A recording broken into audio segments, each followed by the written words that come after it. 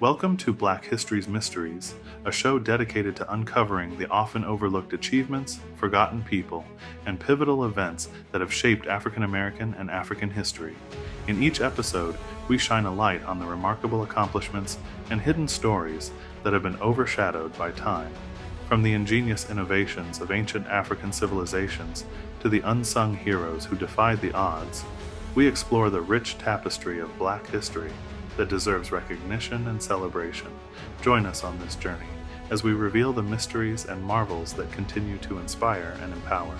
Prepare to be enlightened by the stories that challenge conventional narratives and honor the legacy of those who paved the way. On this episode, we shine a light on Alice Augusta Ball, an African-American chemist who developed the Ball method for making ethyl ester derivatives of chalmugra oil, which were used as a treatment for leprosy during the early 20th century. The afternoon sun in Honolulu glitters off the Pacific, and I stand outside the old chemistry building at the University of Hawaii, where in 1915, a young woman changed the course of medical history. In 2025, modern glass and steel towers surround this weathered limestone facade, but inside, behind locked doors and guarded by digitized security systems, might lie the fragile pages of Alice Augusta Ball's original lab notebooks. I check my smartwatch, coordinating with Cosima and Amari, as we prepare to plunge into archives that few have dared to explore. The air is thick with anticipation. I feel the weight of unspoken stories in these walls, stories of race, gender, and scientific genius that history almost silenced.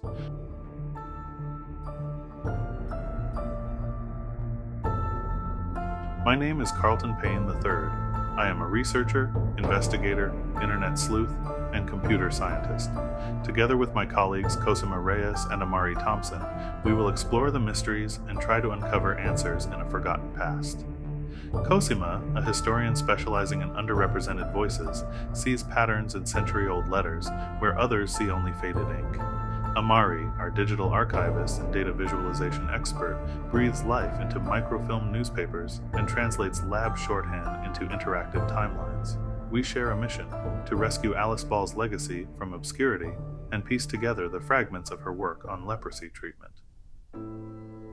Born in Seattle in 1892, Alice Augusta Ball grew up in modest circumstances, the daughter of a pharmacist and an educator.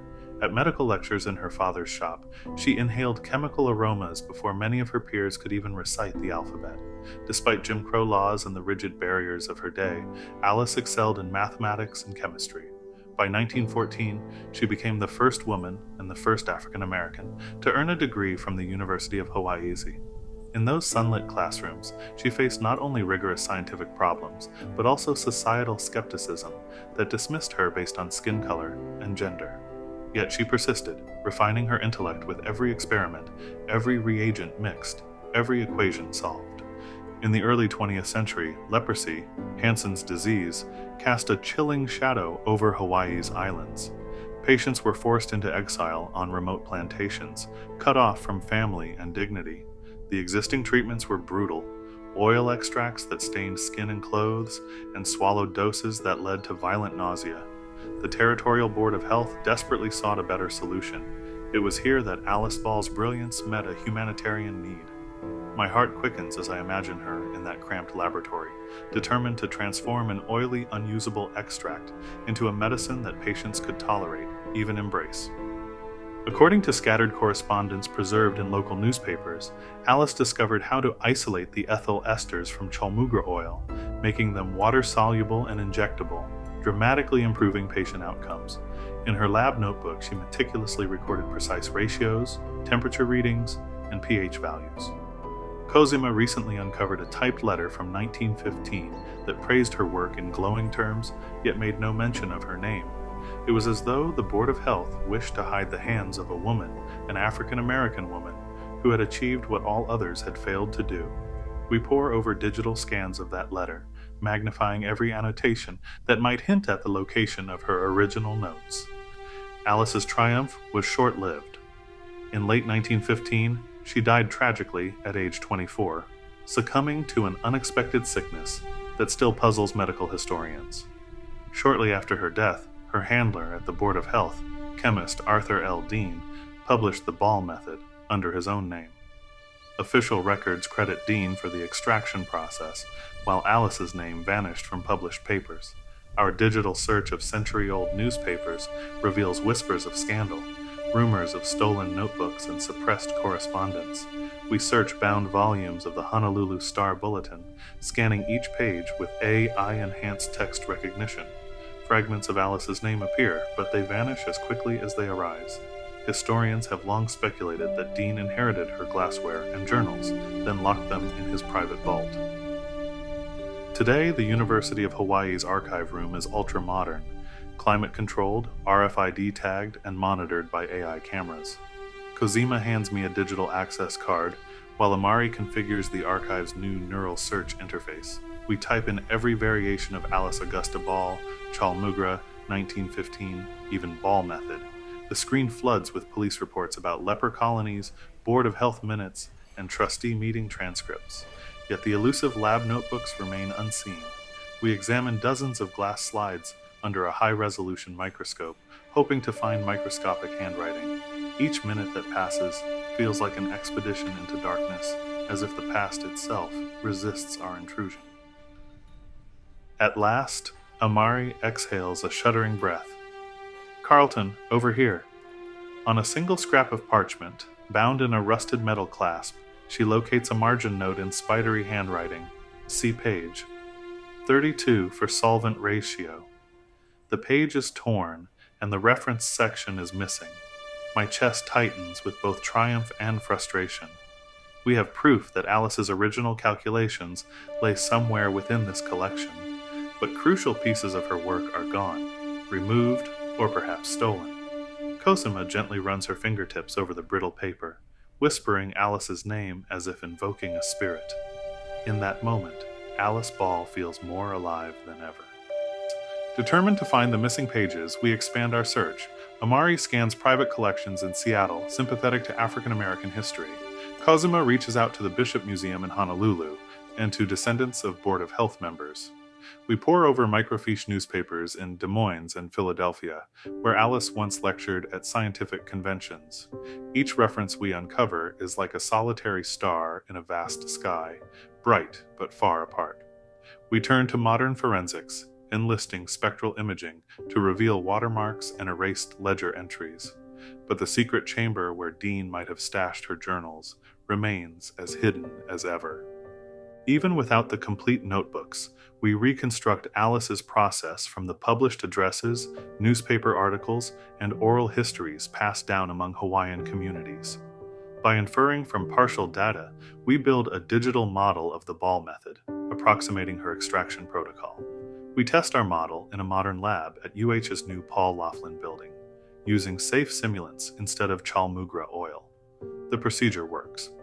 In silence, Cosima, Amari, and I exchange a glance of shared wonder. Though we still lack Alice's precise notes, we feel her presence guiding our pipettes and our calculations. In a sense, we have resurrected her science from the fragments she left behind. As dusk falls, we step out of the laboratory onto the lanai overlooking Diamond Head. The breeze carries the faint scent of plumerias, just as it might have in Alice's time. We share stories we uncovered, neighbors who remembered her laughter echoing through campus halls, students who whispered of her brilliance, patients who spoke of needles that no longer trembled in fear.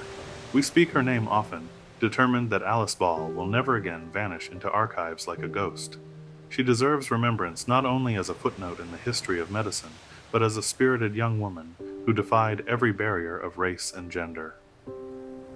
Our quest ends here for now. We did not find every page of Alice Ball's original notebooks, nor did we recover the full cache of her correspondence. The missing fragments ache like open wounds in our research, yet we leave with a deeper understanding. The story of Alice Ball is not confined to ink on paper. It lives in every healed patient, every modern treatment for leprosy, and every barrier broken by a determined soul. Her legacy transcends the lab bench, reaching into the hearts of those who fight for equity in science today. Back in our Honolulu office, we catalog our findings in an open-access digital archive, hoping to inspire others to follow our trail. Cosima has scheduled an online symposium for next month. Amari is building an interactive map of Alice's life events.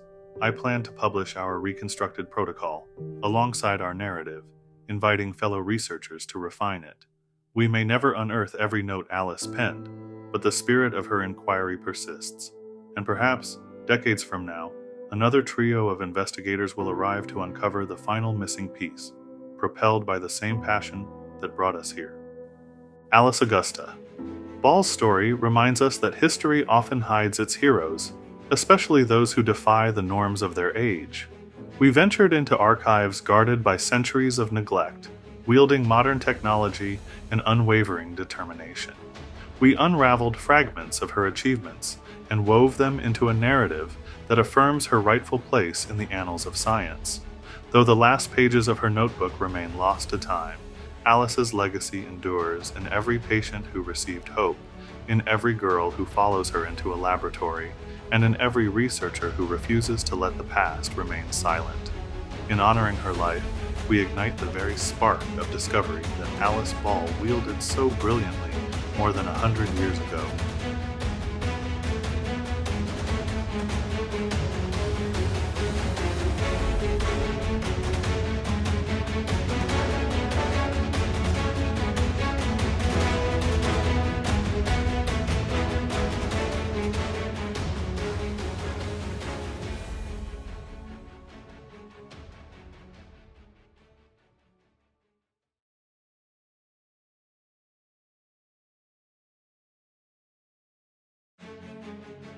Welcome to Black History's Mysteries, a show dedicated to uncovering the often overlooked achievements, forgotten people, and pivotal events that have shaped African American and African history. In each episode, we shine a light on the remarkable accomplishments and hidden stories that have been overshadowed by time. From the ingenious innovations of ancient African civilizations to the unsung heroes who defied the odds, we explore the rich tapestry of Black history that deserves recognition and celebration. Join us on this journey as we reveal the mysteries and marvels that continue to inspire and empower. Prepare to be enlightened by the stories that challenge conventional narratives and honor the legacy of those who paved the way. On this episode, we shine a light on William Bill Pickett, a daring African-American cowboy who defied racial barriers and captivated audiences with his unparalleled skill and showmanship.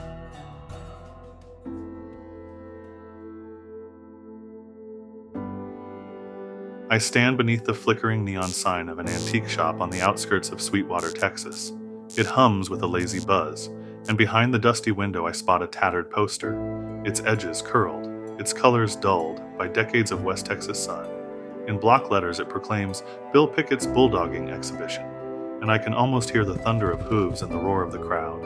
The poster feels like a door into another time, a time when a black cowboy named William Bill Pickett traveled the country, stunning audiences by leaping from his horse and wrestling a steer to the ground with nothing but his bare hands, and some accounts insist, his teeth.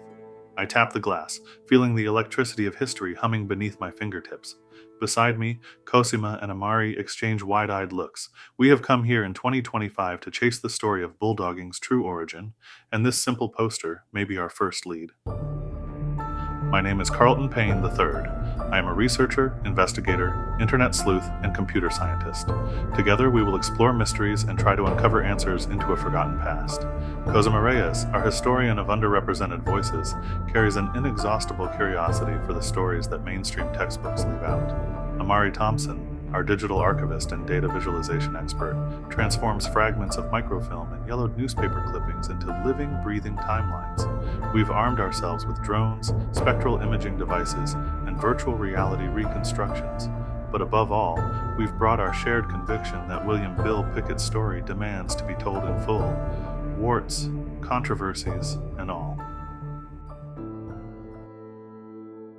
Bill Pickett's earliest days unfold in the rolling fields of Williamson County, Texas, where in July of 1870, his parents labored on a cattle ranch just beyond the edge of the Indian Territory. His father, a former slave turned ranch hand, taught the boy to saddle horses before he could read. With reins in one hand and the brisk Texas breeze filling his lungs, Bill absorbed the rhythms of ranch life, the lowing of cattle at dawn, the thump of hooves across red clay, the rasp of coarse hide under roughened fingertips. He learned to rope calves, mend fences, and ride for days without water breaks. But what marked him was his daring beyond even the seasoned cowboys around him. He would race alongside a wild steer, then clutch its horns and throw it to the ground. Ranch hands called it bulldogging, but Bill treated it as both art and defiance, proof that a black cowboy could match any white rider in skill and bravery. We pore over oral histories recorded by local senior centers in Georgetown, where descendants of early ranch workers still gather. In a voice that quivers with age, one man recalls a teenage Bill chasing a rogue heifer late into the evening dusk.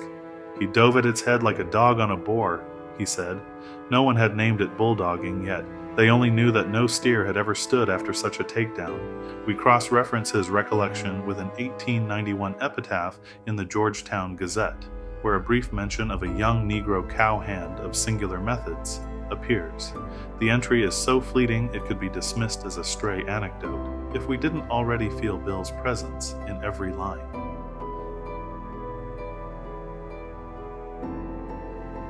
By the turn of the century, dime museums and Wild West exhibitions crisscrossed the nation, popularizing legends like Buffalo Bill and Calamity Jane. It was 1905 when a recruiter from the 101 Ranch Wild West show locked eyes on Bill performing at a small demonstration near Fort Worth. They offered him passage to the East Coast to electrify audiences with his bulldogging. But as soon as he arrived in New York, white promoters hesitated. A black cowboy headlining a national tour? Unthinkable. Instead, they billed him as the Black Diamond of the Rodeo, relegating his name to fine print while plastering posters with vivid scenes of a mystery man wrestling steers in dark silhouette. Over and over, Bill Pickett would finish the performance to rapturous applause, yet backstage, he struggled for the credit he deserved. In 1908, Bill Pickett submitted an application for a trademark on the term bulldogging. We unearthed a carbon copy in the U.S. Patent and Trademark Office archives, faded, stamped, and docketed. The request describes a method of wrestling with unfettered cattle by seizing the head and forcing the animal to the ground. The examiner's notes reveal doubt. A crossed-out line queries whether the technique is truly novel or simply borrowed from southeastern cattle handlers. Bill's reply, scrawled in dark fountain pen ink, asserts his priority with quiet confidence. "I have used this method since I was a boy, for the herds of my father's ranch." The trademark was granted, but rumors persisted that rival performers had practiced a similar style long before. Was bulldogging born with Bill, or did he refine a technique with deeper roots among cowhands of every color? Newspaper clippings from the Kansas City Star and the Chicago Tribune dazzled readers with tales of the steer-biting cowboy. Accounts claim Bill would leap off his horse, sink his teeth into the steer's lip, and twist it to topple the animal. I lean over a high-resolution screen, watching Cosima magnify a 1911 photograph. Bill crouches beside a fallen steer, one hand on its horns, the other seemingly at its mouth. It's a fleeting blur. Could that be his fingers, or is it his teeth? We send the image to a Marie's spectral imaging lab. Hours later, spectral layers reveal a hand, not a jaw. The bite may have been promotional lore, an exaggeration to thrill audiences. Still, Bill never denied it, embracing the myth to raise his profile in a segregated society that demanded spectacle from a black performer. With the turn of the decade, Bill's reputation outgrew American fairgrounds. European impresarios beckoned, and in 1915, he found himself under the grand canvas roof of London's Olympia, side by side with Mexican vaqueros and British trick riders. Cosima recently discovered a letter in the British Library from the show's manager, praising Mr. Pickett's remarkable talent, yet stipulating that he perform in African attire, complete with a feathered headdress. The letter reeks of exoticism. They saw him not as a cowboy, but as a curiosity. Bill refused. He rode in his standard chaps and Stetson, anchoring his identity in the dusty trails of Texas rather than in the fantasies of imperial Europe.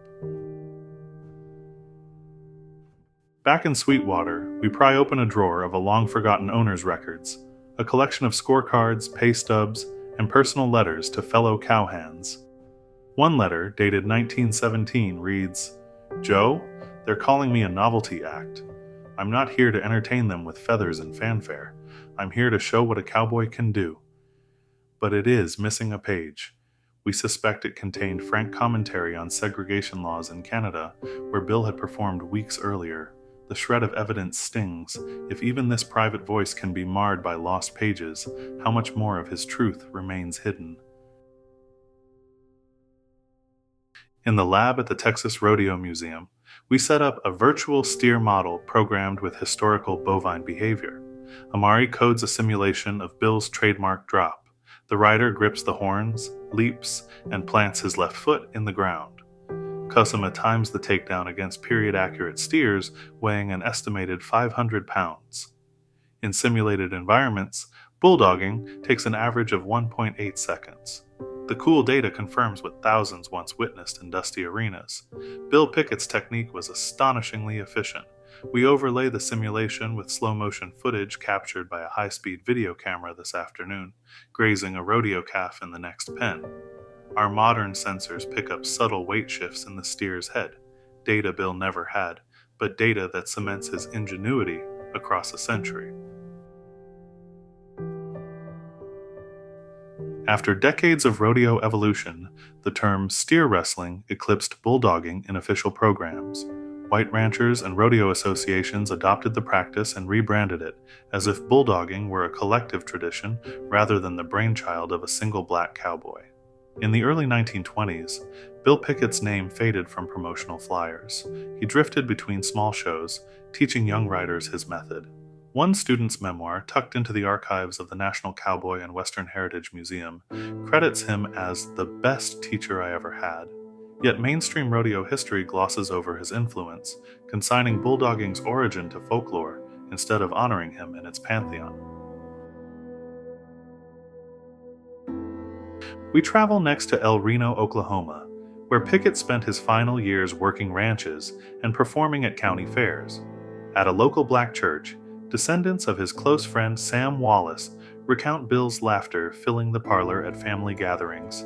One woman passes us an envelope of faded snapshots, Bill leaning against a fence, a lasso coiled at his feet. There's a photograph of him with 4 children, teaching them to rope the family's milk cow.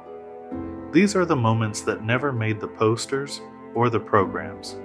We record their stories, digitize the photos, and store them alongside his trademark dossier. Each memory restores a facet of the man obscured by time and prejudice. In November 1932, Bill Pickett died of pulmonary tuberculosis in Los Angeles, far from the ranches he loved. His funeral drew a small circle of friends. The larger rodeo world barely noted his passing. It was not until decades later that collectors of cowboy lore began to resurrect his name. The National Cowboy and Western Heritage Museum inducted him into their Hall of Great Westerners in 1971. The Pro Rodeo Hall of Fame followed in 1989. Yet even these honors feel like afterthoughts, tribute paid too late to the man who defined an entire event. We never unearth Bill Pickett's personal diary, nor do we find the missing letters he wrote in exile from the big shows. The precise moment he first bit the steer's lip remains shrouded in rumor.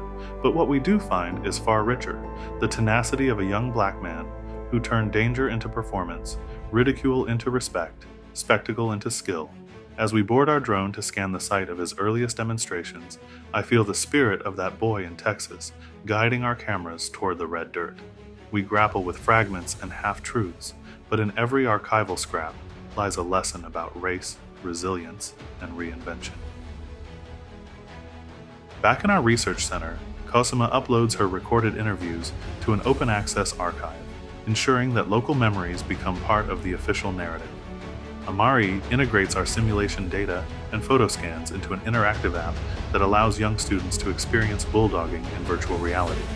As for me, I'll present our findings at next year's History Mystery Summit, inviting scholars and rodeo fans alike to reconsider the lineage of steer wrestling. We may never recover every page of Bill Pickett's story, but we have illuminated the path he forged, a path that transformed not only rodeo arenas, but the very idea of who could be a cowboy. In honoring his life, we carry forward the grit and daring of a man who bulldogged more than a steer. He bulldogged the barriers of his age.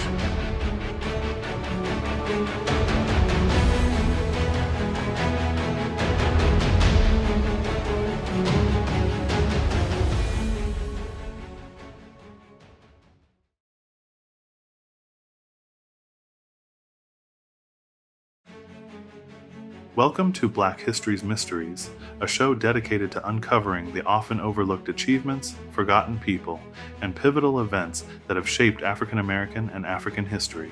In each episode, we shine a light on the remarkable accomplishments and hidden stories that have been overshadowed by time. From the ingenious innovations of ancient African civilizations to the unsung heroes who defied the odds, we explore the rich tapestry of Black history that deserves recognition and celebration. Join us on this journey as we reveal the mysteries and marvels that continue to inspire and empower. Prepare to be enlightened by the stories that challenge conventional narratives and honor the legacy of those who paved the way. On this episode, we shine a light on Black Caesar, a black pirate who escaped the shackles of slavery to become a formidable force on the high seas and left tales of treasure to be found.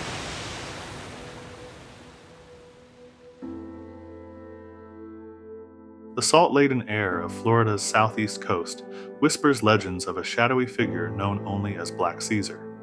His story exists at the crossroads of fact and rumor. Born in the early 1700s, when Spanish galleons plied these shallow waters and runaway slaves sought refuge among coastal mangroves, tales insist that this West African warrior, once shackled and sold into bondage, escaped captivity in the swamps of Spanish Florida. They say he mastered the art of guile and subterfuge, slipping aboard unsuspecting vessels, then turning pirate against the very navies that had enslaved him. Over time, his name grew into myth, his feats recounted in half-whispered tavern tales from Havana to Port Royal. Yet nothing fascinates treasure hunters more than the rumor that Caesar buried chests of gold and silver along Florida's coast. Some claim the sands of Elliott Key conceal his most coveted fortune. Despite countless expeditions, not one authenticated hoard has surfaced. My name is Carlton Payne III. I'm a researcher, investigator, internet sleuth, and computer scientist. Together with Kasima and Amari, I've assembled a team committed to uncovering answers about Black Caesar's hidden past. In 2025, our arsenal includes drones fitted with LiDAR, side-scan sonar, and digital archives accessible at a keystroke. We dive headlong into historical records, weave through Spanish colonial correspondence, and cross-reference maps drawn by sailors more than 3 centuries ago. Though our technology is state-of-the-art, our greatest challenge remains separating the man from the myth. Casima's eyes danced with excitement when she cracked the Spanish naval logs from Havana's Archivo General de Indias. These brittle pages mentioned an escaped slave-turned-pirate captain haunting the Straits of Florida around 1715. Spanish officers described a black pirate who commanded a sloop gleaming with captured treasure. They referred to him as El Rey de los Sargassos, the king of the Sargassum, for his uncanny ability to vanish among floating seaweed beds. Reading these descriptions, I could almost taste the smoky rum and salt breeze of a pirate galley. Yet the records offered no coordinates for buried silver, only tantalizing references to treasure stowed beyond sight of stone markers. Amari spent weeks transcribing yellowed letters and journals from English and Spanish privateers.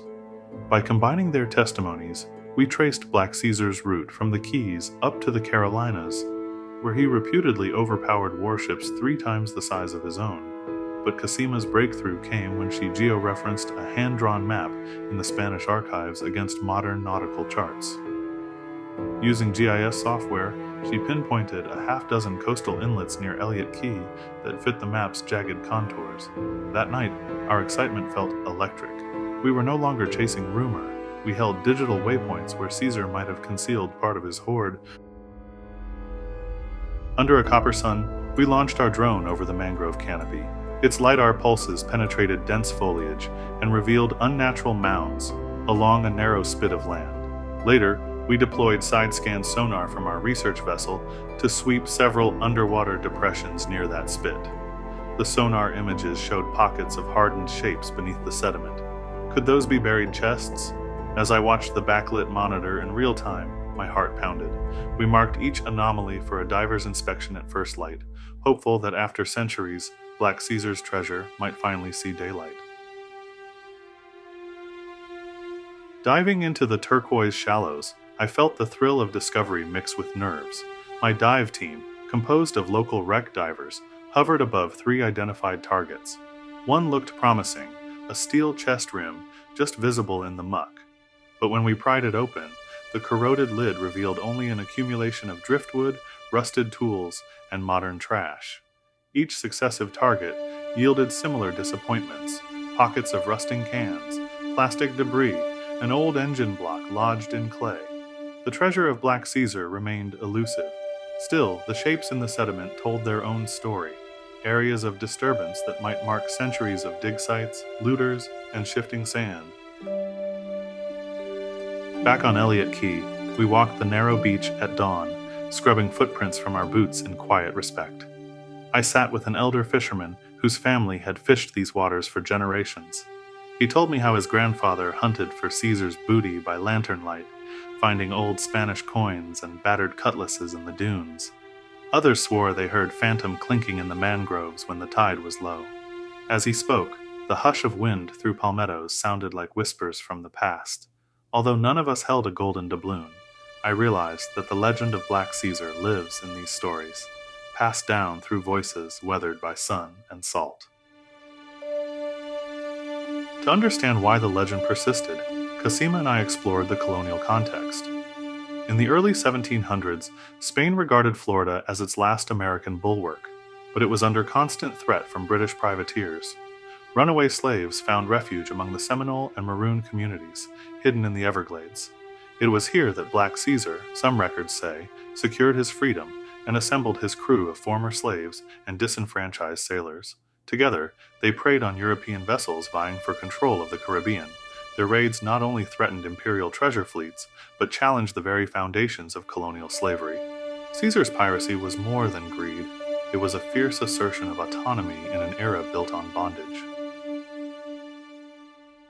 Amari's research into Maroon society revealed tantalizing parallels between Black Caesar's exploits and the Seminoles' oral histories.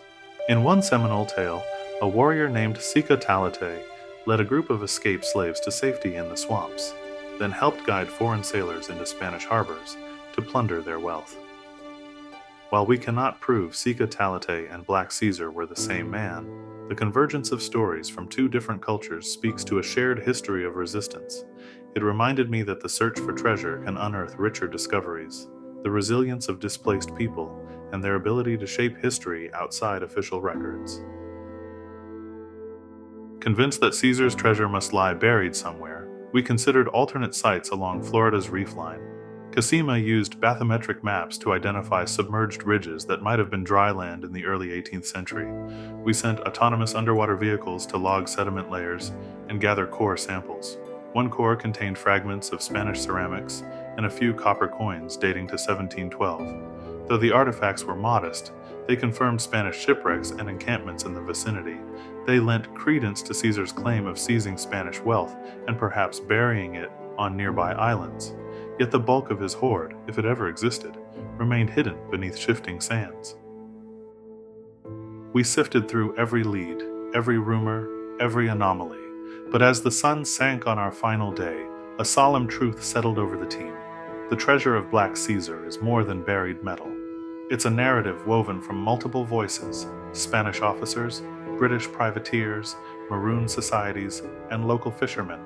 Some insisted the booty was long plundered by opportunists. Others believed Caesar moved it inland, beyond the mangroves, to a secret cave lost to time. In every account, one theme emerged. Caesar's story defies easy capture. He is as mercurial as the Sargasso Sea that sheltered his ship. When we retreated from Elliott Key, we carried no chests of gold or silver. Instead, we brought a deeper respect for the complexity of early Florida. where colonial rivalries intersected with the struggle of enslaved peoples, where legends rose from real acts of daring. Through modern technology and old testimonies, we reconstructed fragments of a past where Black Caesar carved out his destiny. Though we did not find his treasure, we pieced together the social currents that shaped his life. Cast against the sweep of history, Caesar's figure emerges as a symbol of resistance and possibility, rather than a mere pirate craving riches. As I stand now at the edge of these same waters, the tide pulling gently against the mangroves, I feel the weight of history, not as a burden, but as a gift. We may never hold Caesar's gold, but we have traced his footsteps through centuries of silence. Thanks to Cosima's mapping, Amari's archival sleuthing, and countless voices, from Seminole storytellers to Spanish clerks, we glimpse the courage of a man who refused to be defined by chains. His legacy is neither buried chest nor gleaming doubloon, but the enduring power of an untold story. Black Caesar's treasure remains lost, but through our search we uncovered something far richer, an understanding of how one man's flight from bondage challenged empires and inspired generations. His life reminds us that history is built not only from artifacts, but from human resilience and shared memory. Although we leave Florida's shores without gold, we depart with a clearer picture of a forgotten past, and the knowledge that some mysteries once pursued illuminate far more than what lies buried beneath the sand.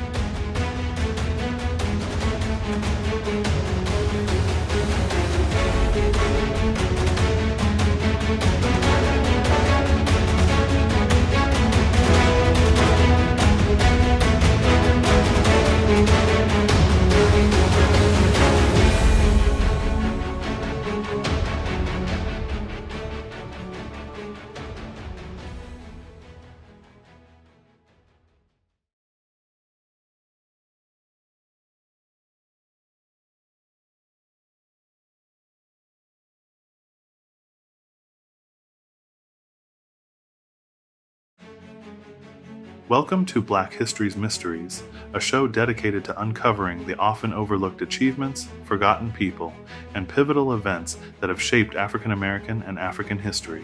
In each episode, we shine a light on the remarkable accomplishments and hidden stories that have been overshadowed by time. From the ingenious innovations of ancient African civilizations to the unsung heroes who defied the odds, we explore the rich tapestry of Black history that deserves recognition and celebration. Join us on this journey as we reveal the mysteries and marvels that continue to inspire and empower. Prepare to be enlightened by the stories that challenge conventional narratives and honor the legacy of those who paved the way. On this episode, we shine a light on Ya Asantewa, the Queen Mother of Ejisu in the Ashanti Empire, now part of modern-day Ghana. Today we stand on the cusp of a story that echoes across time and continents, a story of courage, dignity, and unyielding resistance. We journey back to the year 1900 in the heart of West Africa, to the royal seat of the Ashanti Empire in what is now modern Ghana. It is here that Ya Asantewa, the Queen Mother of Ejisu, rises from the annals of history to challenge British colonial rule in what becomes known as the War of the Golden Stool. This is not merely a tale of battles and treaties, but an exploration of how one woman's resolve lent voice to an empire's soul. My name is Carlton Payne III. I am a researcher, investigator, internet sleuth, and computer scientist. Alongside me are my colleagues Cosima and Amari. Together, we explore mysteries and try to uncover answers into a forgotten past. Using 2025's latest drones, ground-penetrating radar, and digital archives streamed at lightning speed, we venture into the heart of Ashanti country, seeking to piece together fragments of a struggle that defined an era.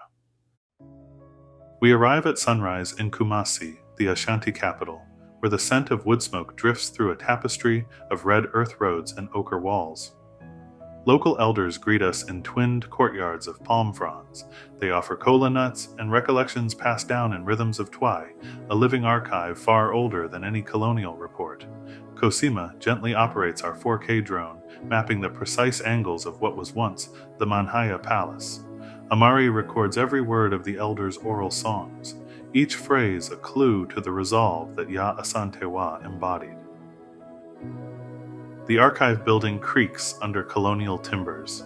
We photograph brittle dispatches from the British War Office, each line stamped with royal crests. Some accounts dismiss the Queen Mother's fiery speech as flippant defiance, but we sense the tremor of real fear on those pages. Every scanned letter reveals weight. This is not propaganda. This is the tremor of an empire at bay.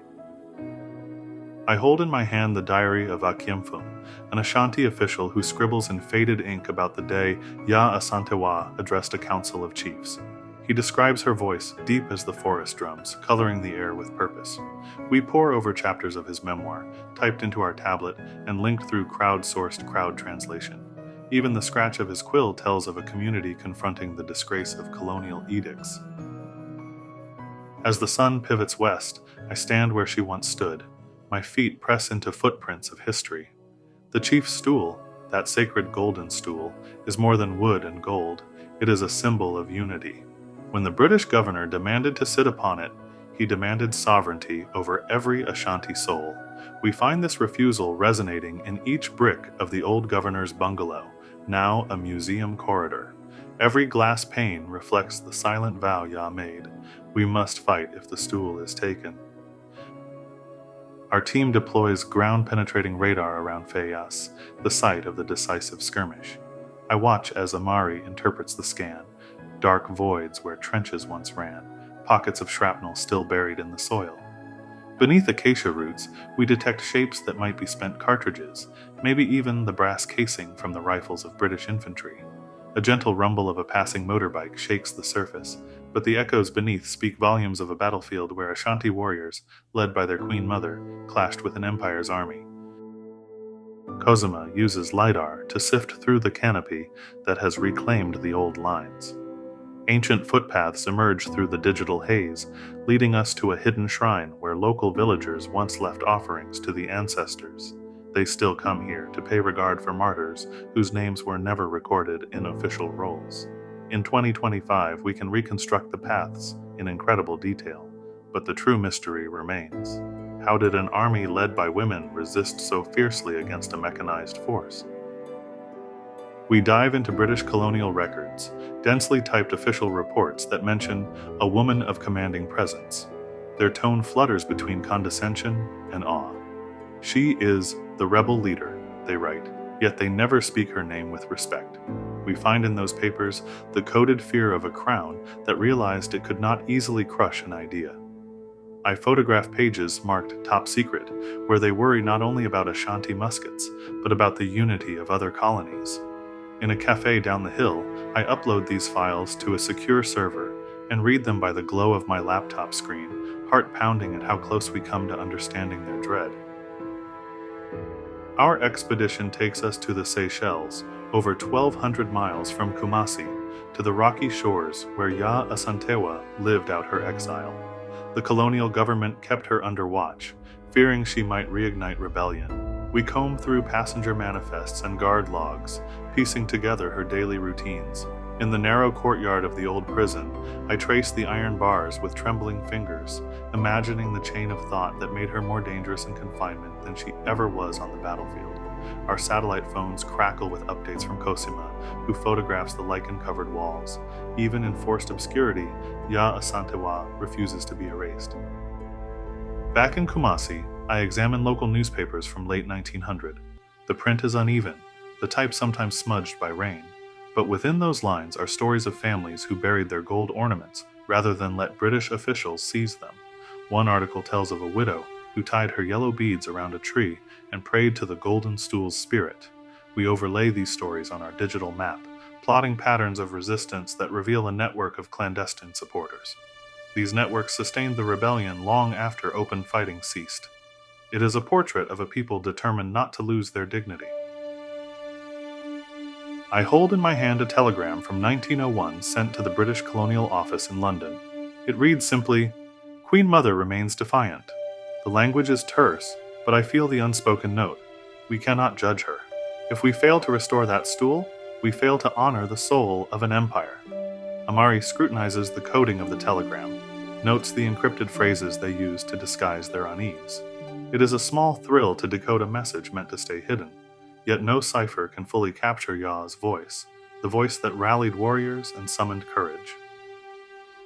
Under the shade of a silk cotton tree, I meet with present-day Queen Mothers who invoke Ya Asantewa's legacy. They speak in hushed tones of rituals that still hail her as a warrior spirit. Their phones glow with videos of annual reenactments. They show me how the Golden Stool's image is painted on drums and cloth, how children memorize her speeches in school. Here, the mystery of her story resolves not in artifacts or treasure, but in a living memory that shapes identity. Cosima captures every detail on her high-resolution camera, preserving traditions that stretch back centuries. We gather all our findings, radar scans, archival letters, oral interviews, drone footage, and synthesize them into a digital exhibition. The centerpiece is a reconstructed 3D model of the Golden Stool, pieced together from sketches and descriptions, its gold panels etched with Ashanti proverbs. We animate how it was carried in a sacred procession before war broke out. Visitors can virtually lift the stool themselves, feeling its symbolic weight. Yet as we test the simulation, we realize one truth. The Golden Stool itself never changes hands. It remains sacred, untouched, a testament to the Ashanti spirit that no empire could claim. As our research winds down, I reflect on the intangible treasure we've uncovered, the unmarried resolve of a people who chose dignity over submission. Ya Asantewa emerges not merely as a rebel, but as a catalyst for modern Ghanaian identity. In classrooms, her story is central to the narrative of freedom. Her portrait hangs in the State House, yet far from being a distant icon, she remains present in every village where queens still guide communities. We cannot bottle her courage or hold it back in a museum. It lives on in the customs and hearts of those who revere her. In the final hours, my team and I sift through one last British dispatch. It speculates that if Ya had accepted exile on different terms, her people might be spared years of hardship. But nobody asked her to bow. She understood that exile without dignity is still chains. We transmit our conclusion to the gallery's servers. The War of the Golden Stool transcends victory or defeat. It is about self-rule, born from the courage of one Queen Mother. We leave that line on the screen for visitors to ponder. A question remains unanswered. Did the British ever truly grasp the power of her resolve? Perhaps they never could. We stand once more beneath the statue of Ya Asantewa in Kumasi, where locals feed pigeons at her feet and children point out the gleam of her sword. The wind carries the faint echo of drums, reminding us that history is not silent. Our investigation yields no missing treasure chest filled with gold, no secret treaty scribbled on yellowed parchment. Instead, we find something more profound, a legend that lives on in modern Ghana and in every heart that values freedom above all. And with that, I want to thank you for coming along with us as we explored Black history's mysteries.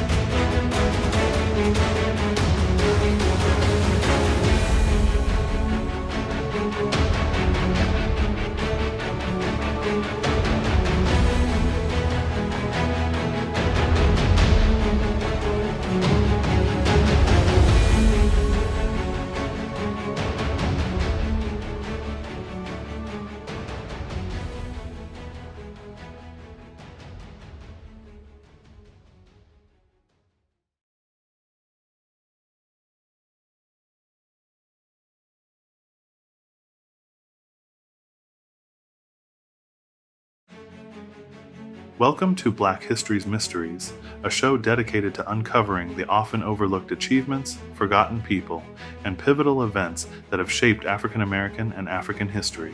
In each episode, we shine a light on the remarkable accomplishments and hidden stories that have been overshadowed by time. From the ingenious innovations of ancient African civilizations to the unsung heroes who defied the odds, we explore the rich tapestry of Black history that deserves recognition and celebration. Join us on this journey as we reveal the mysteries and marvels that continue to inspire and empower. Prepare to be enlightened by the stories that challenge conventional narratives and honor the legacy of those who paved the way. On this episode, we shine a light on Yasuke, who was a samurai of African origin who served Oda Nobunaga between 1581 and 1582 during the Sengoku period. A damp spring breeze carried the scent of cherry blossoms as we stepped off the train at Sakai Station in Osaka Prefecture. The hustle of present-day Sakai City, once a bustling port in the Muromachi period, felt worlds away from 16th century Japan, yet the ancient canals still whisper secrets. My teammates Kozuma and Amari hovered near the old merchant warehouse-turned-museum, scanning faded maps and Portuguese trade ledgers. We were here chasing the faintest trace of a man who rose from obscurity to stand among the samurai elite. Yasuke, the so-called Black Samurai. Under hazy fluorescent lights, we unrolled a scroll dated 1581. Its ink had faded, but the brushstrokes naming Yasuke were unmistakable. Cosima illuminated the parchment with a handheld LED, while Amari compared the characters to a digital facsimile we'd pulled from Kyoto University's archives. Every crease, every blot of ink, felt loaded with promise. None of us spoke. We only watched as centuries of mystery flickered to life on that fragile paper. By noon, we boarded a bullet train bound for Koyasan in present-day Wakayama Prefecture, once the gateway to Mount Koya's monasteries. There, in a quiet repository, we found a Portuguese letter detailing an African man in Nobunaga's service. The dusty vellum crackled as I unfurled it. Cosima's eyes lit up at the mention of Yazuchu, a phonetic rendering of Yasuke. Amari snapped photographs with a high-resolution camera, careful not to disturb the delicate edges. Each stroke of ink, each foreign word, was a bridge between continents. My name is Carlton Payne III. I am a researcher, investigator, internet sleuth, and computer scientist. Together we will explore the mysteries and try to uncover answers into a forgotten past. In a world that seldom acknowledges the presence of Africans in 16th century Japan, Yasuke's story shatters expectations. His rise to samurai status under Oda Nobunaga reshaped cultural boundaries and challenged hierarchical norms. His importance lies not only in his swordsman's prowess, but in how his life threads Africa, Europe, and Japan into a single tapestry. We scrutinized theories in a dimly lit cafe near Tokyo Station, formerly Edo, seat of the Tokugawa shoguns. Some historians argue he hailed from the Portuguese colony of Mozambique. Others suggest Ethiopia or even Congo. Each theory carries its own evidence: trade logs, missionary journals, linguistic parallels. I held a tattered missionary's diary, its author noting an African man of striking height who spoke little but carried himself with dignity. Kozuma cross-referenced the handwriting with other letters archived in Lisbon. Amari mapped probable routes on a tablet, overlaying 16th century sea currents with modern satellite charts. How did Yasuke communicate amid linguistic chaos? In a rented study in present-day Nagahama, once Azuchi Castle's shadow loomed over Lake Biwa, we tested audio reconstructions. Cosima played recordings of classical Portuguese, while Amari parsed fragments of Japanese warlord dialect. We imagined exchange through simple phrases, gestures, and the universal command of a blade. Our digital spectrograph revealed patterns, repeated terms that might have bridged his speech with a clan interpreters, yet every hypothesis unraveled further questions. Under the cerulean sky near the site of Azuchi Castle, now a serene park in Omihachiman, Shiga Prefecture, we traced the path Yasuke might have walked. He was granted a stipend, a residence, and the honor of a short wakizashi. My heart thumped as I knelt on the grassy mound, recalling tales of Nobunaga's awe at the stranger's complexion. In dusty archives at a local shrine, I found mention of Yasuke standing tall beside the warlord, his armor gleaming. To hold those faded papers was to feel the weight of a culture both embracing and bewildered by difference. Back in Kyoto, formerly Heiankyo, we pored over local war chronicles at the prefectural library. Entries varied wildly. Some praised Yasuke's loyalty, others dismissed him as a curiosity. None captured his voice, yet every mention, no matter how brief, felt like a pulse in the archive's veins. I traced my fingers along a line that described him guarding Nobunaga's private chambers. Kozuma leaned over, whispering theories about political symbolism. Amari compared calligraphy styles to date the scrolls more precisely.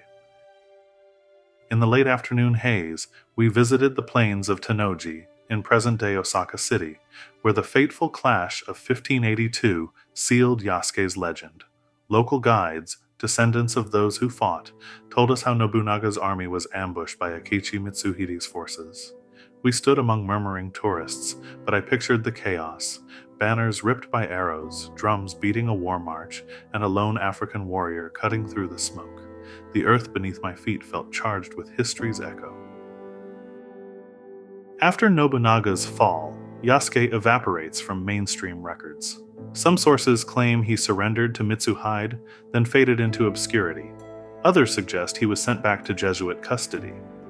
In a cramped room at the Vatican Secret Archives, now open to scholars with digital access, we unearthed a Jesuit report describing an African man departing Kyoto by ship. The marginalia hinted at sorrow, but no name. I traced the Latin text with trembling fingers. Cosima and Amari exchanged glances. We had found a lead, yet nothing conclusive. On interview in Contemporary Tokyo, a historian described Yasuke as a symbol of cross-cultural possibility.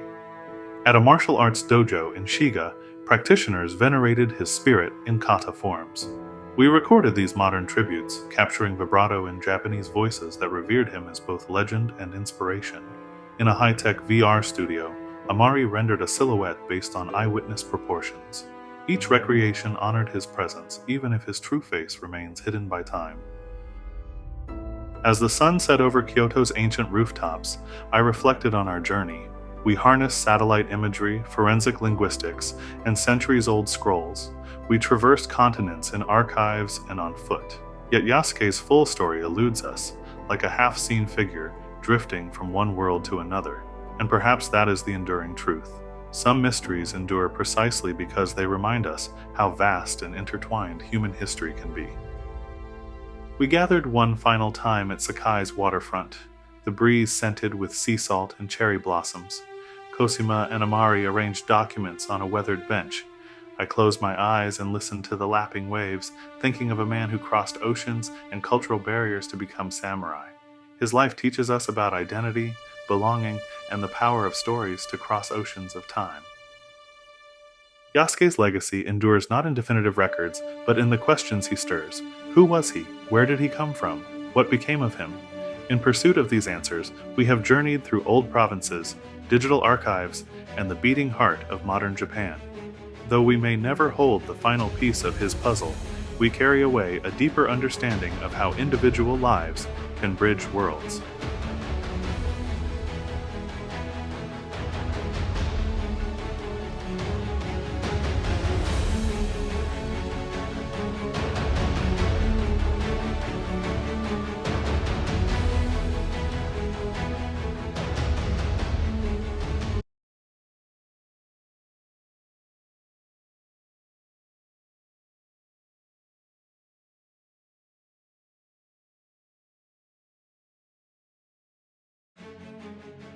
Welcome to Black History's Mysteries, a show dedicated to uncovering the often overlooked achievements, forgotten people, and pivotal events that have shaped African American and African history.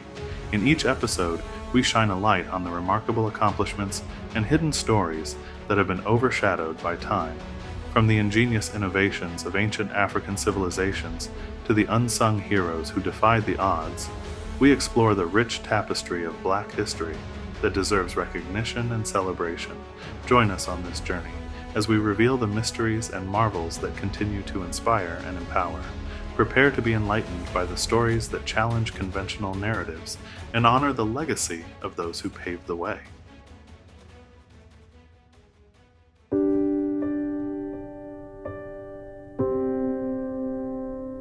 On this episode, we shine a light on William and Ellen Craft, an enslaved couple famously escaped slavery by disguising Ellen as a sickly white man with William as her valet. Today, I find myself standing at the edge of what was once Mill Haven Plantation in Edgefield County, Georgia, now a quiet stretch of farmland bisected by a narrow two-lane road. The wind stirs the weedy remnants of cotton rows, ghosts of labor I can almost feel beneath my feet. I have come here with my colleague Cosima who's scanning old land deeds on her tablet, and Amare, who is photographing the scattered chimney bricks where the Crafts' cabins once stood. We are searching for the echoes of a daring journey that would shake the foundations of human bondage.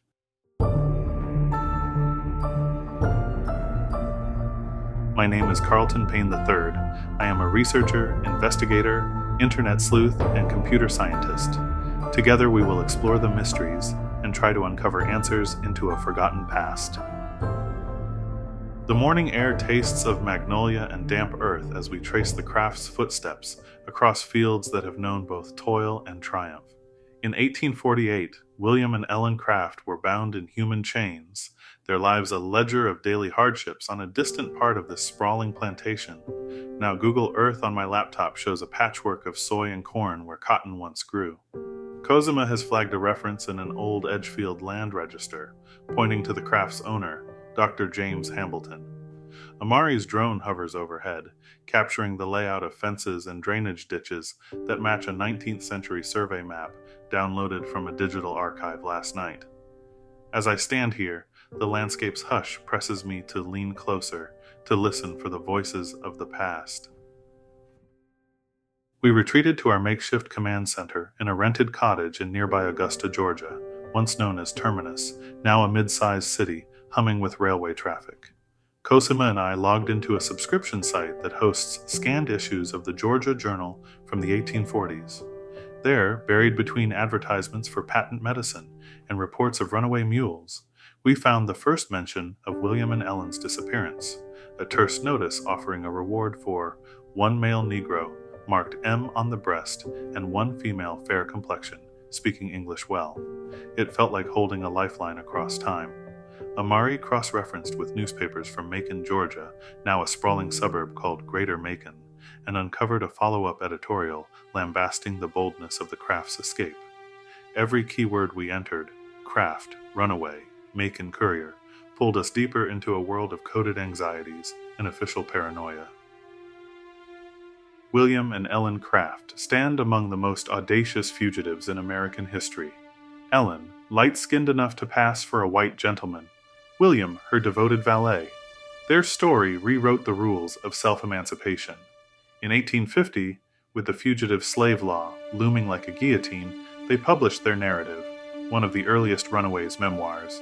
This account galvanized Northern abolitionists and inspired countless others. It reminded a nation that freedom was not granted, it was seized. As researchers, we realized the Crafts did more than escape. They reframed the entire debate about personhood and dignity, and yet, despite the fame of their memoir, so many details remain obscure: the exact route they followed, the individuals who aided them, the cost they paid for sanctuary. Ellen Annette Craft was born in 1826, ostensibly free but bound by the fate of her mother, an enslaved woman.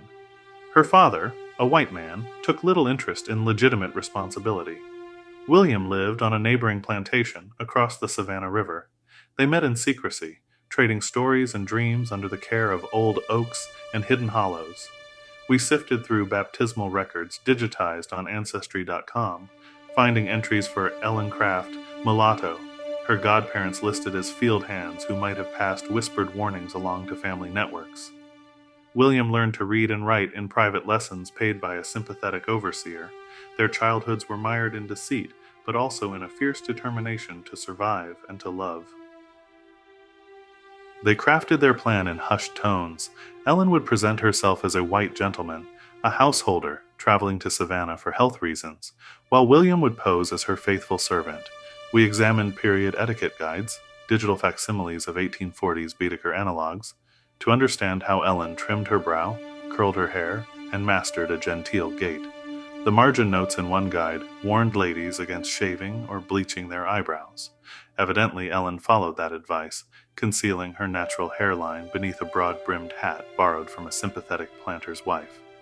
We tested the reflections in a nearby antique mirror shop in Augusta, marveling at how subtle shading under the eyes could render a face convincingly masculine. On Christmas Day, 1848, the couple boarded a Southern Railway train bound for Savannah, now part of present-day Amtrak's Crescent Line. Amari traced the tracks on an interactive railroad map. confirming that their carriage would have skirted what is now Interstate 16. From there, they transferred to a coastal steamer up the Atlantic seaboard.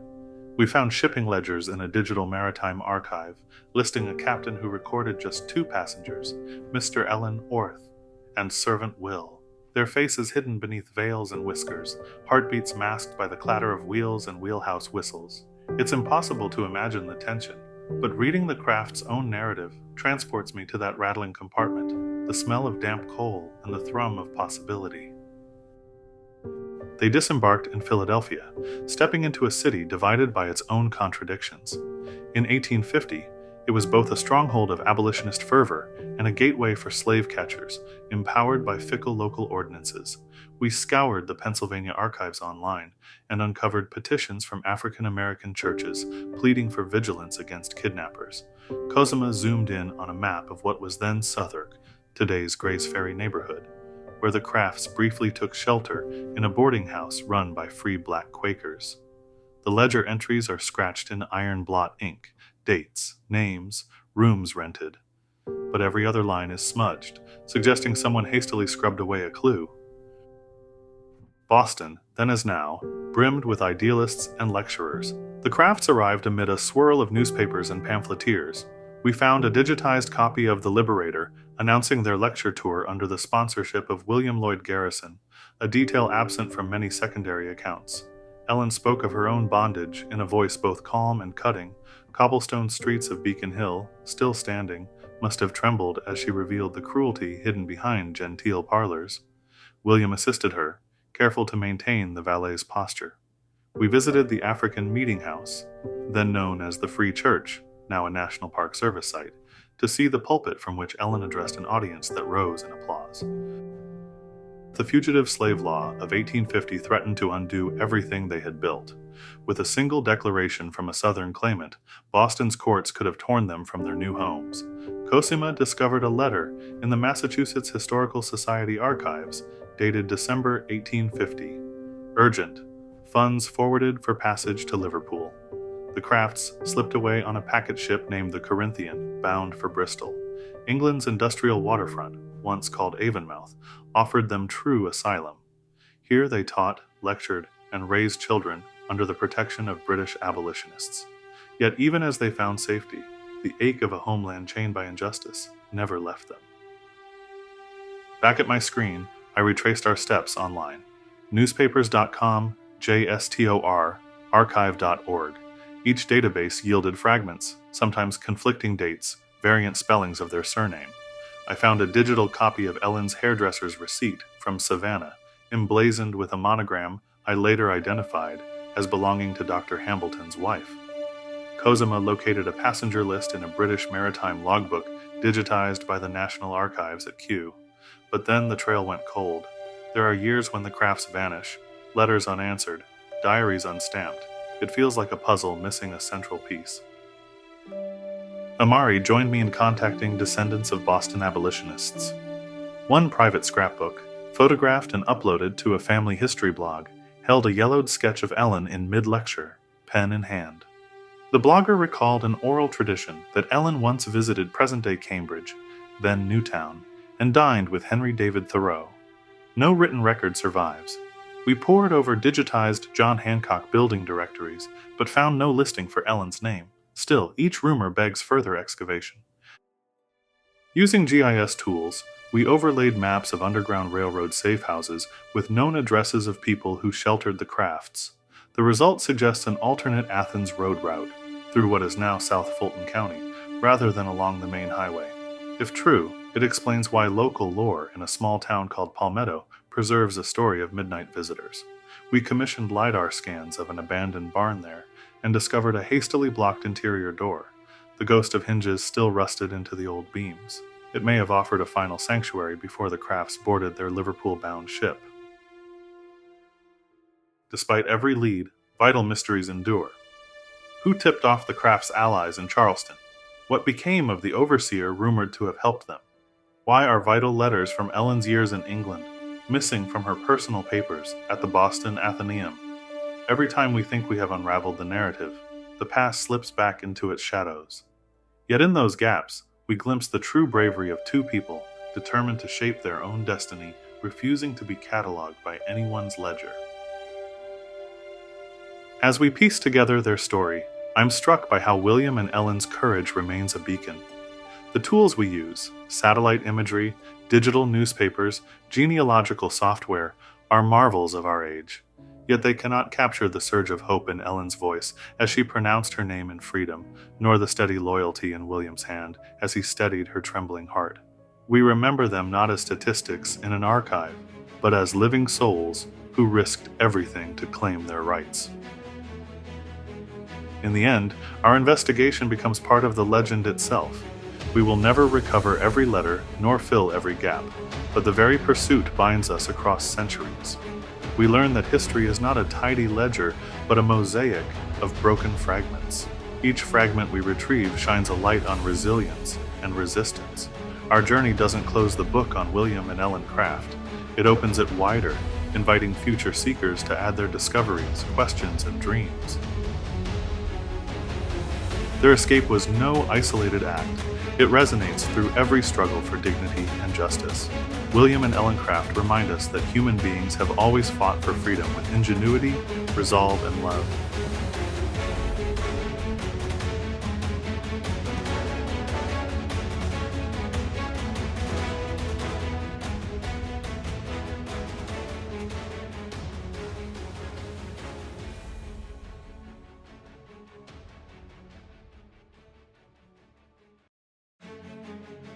Welcome to Black History's Mysteries, a show dedicated to uncovering the often overlooked achievements, forgotten people, and pivotal events that have shaped African American and African history. In each episode, we shine a light on the remarkable accomplishments and hidden stories that have been overshadowed by time. From the ingenious innovations of ancient African civilizations to the unsung heroes who defied the odds, we explore the rich tapestry of Black history that deserves recognition and celebration. Join us on this journey as we reveal the mysteries and marvels that continue to inspire and empower. Prepare to be enlightened by the stories that challenge conventional narratives and honor the legacy of those who paved the way. On this episode, we shine a light on Betty's and Barney's UFO incident of 1961. Was it real? Imagination? Let's find out. Tonight, we turn our gaze skyward to a story that has captivated believers and skeptics alike for more than half a century. On a lonely stretch of highway in rural New Hampshire, an African-American postal worker and his wife would claim an experience so extraordinary that it launched a movement, reshaped popular culture, and left us asking more questions than answers. They were ordinary people with an extraordinary tale, Betty and Barney Hill. My name is Carlton Payne III. I am a researcher, investigator, internet sleuth, and computer scientist. Alongside my colleagues Kasima and Amari, we will explore the mysteries and try to uncover answers into a forgotten past. We park under the starlit canopy of Route 3 in Franconia Notch, then as remote as any wooded byway in America. The date is September 19th, 1961. In our digital age, it's hard to fathom travel without GPS or smartphone lights, yet these two souls pressed onward in their battered sedan, guided only by roadside signs and a compass. Our first stop is the old Lafayette House, now gone, where we piece together police logs that Betty's frantic phone call set into motion. Cosima scours digital microfilm of the White Mountain Enterprise, while Amari combs archival audio interviews stored in online libraries. Even in this modern era, the trail feels thin, but each kernel of detail, one officer's late shift report, one neighbor's recollection, begins to sketch the outlines of an event that would refuse easy explanation. We reconstruct Betty's and Barney's final evening in Portsmouth, formerly called Strawberry Bank, present-day Portsmouth, New Hampshire. Modern-day satellite maps help us pinpoint their home, now modified by new owners. I pore over carbon-copied notes from Betty's co-workers at the post office, accessible through an internet archive of civil rights-era workplace records. She was the first Black woman to hold that position in town. He was Burlington's first African-American postal carrier. They were community pillars, known for welcoming neighbors to their garden parties. Yet on this night, ordinary conversation about lunar craters turned to a sudden blinding light that hovered above their car. Amari listens to the waveforms of Barney's original 1963 hypnosis session, digitized for the first time last year. His voice trembles as he describes the beam that lifted the car's hood from the pavement. To us, listening through noise-canceling earbuds, the room goes eerily silent.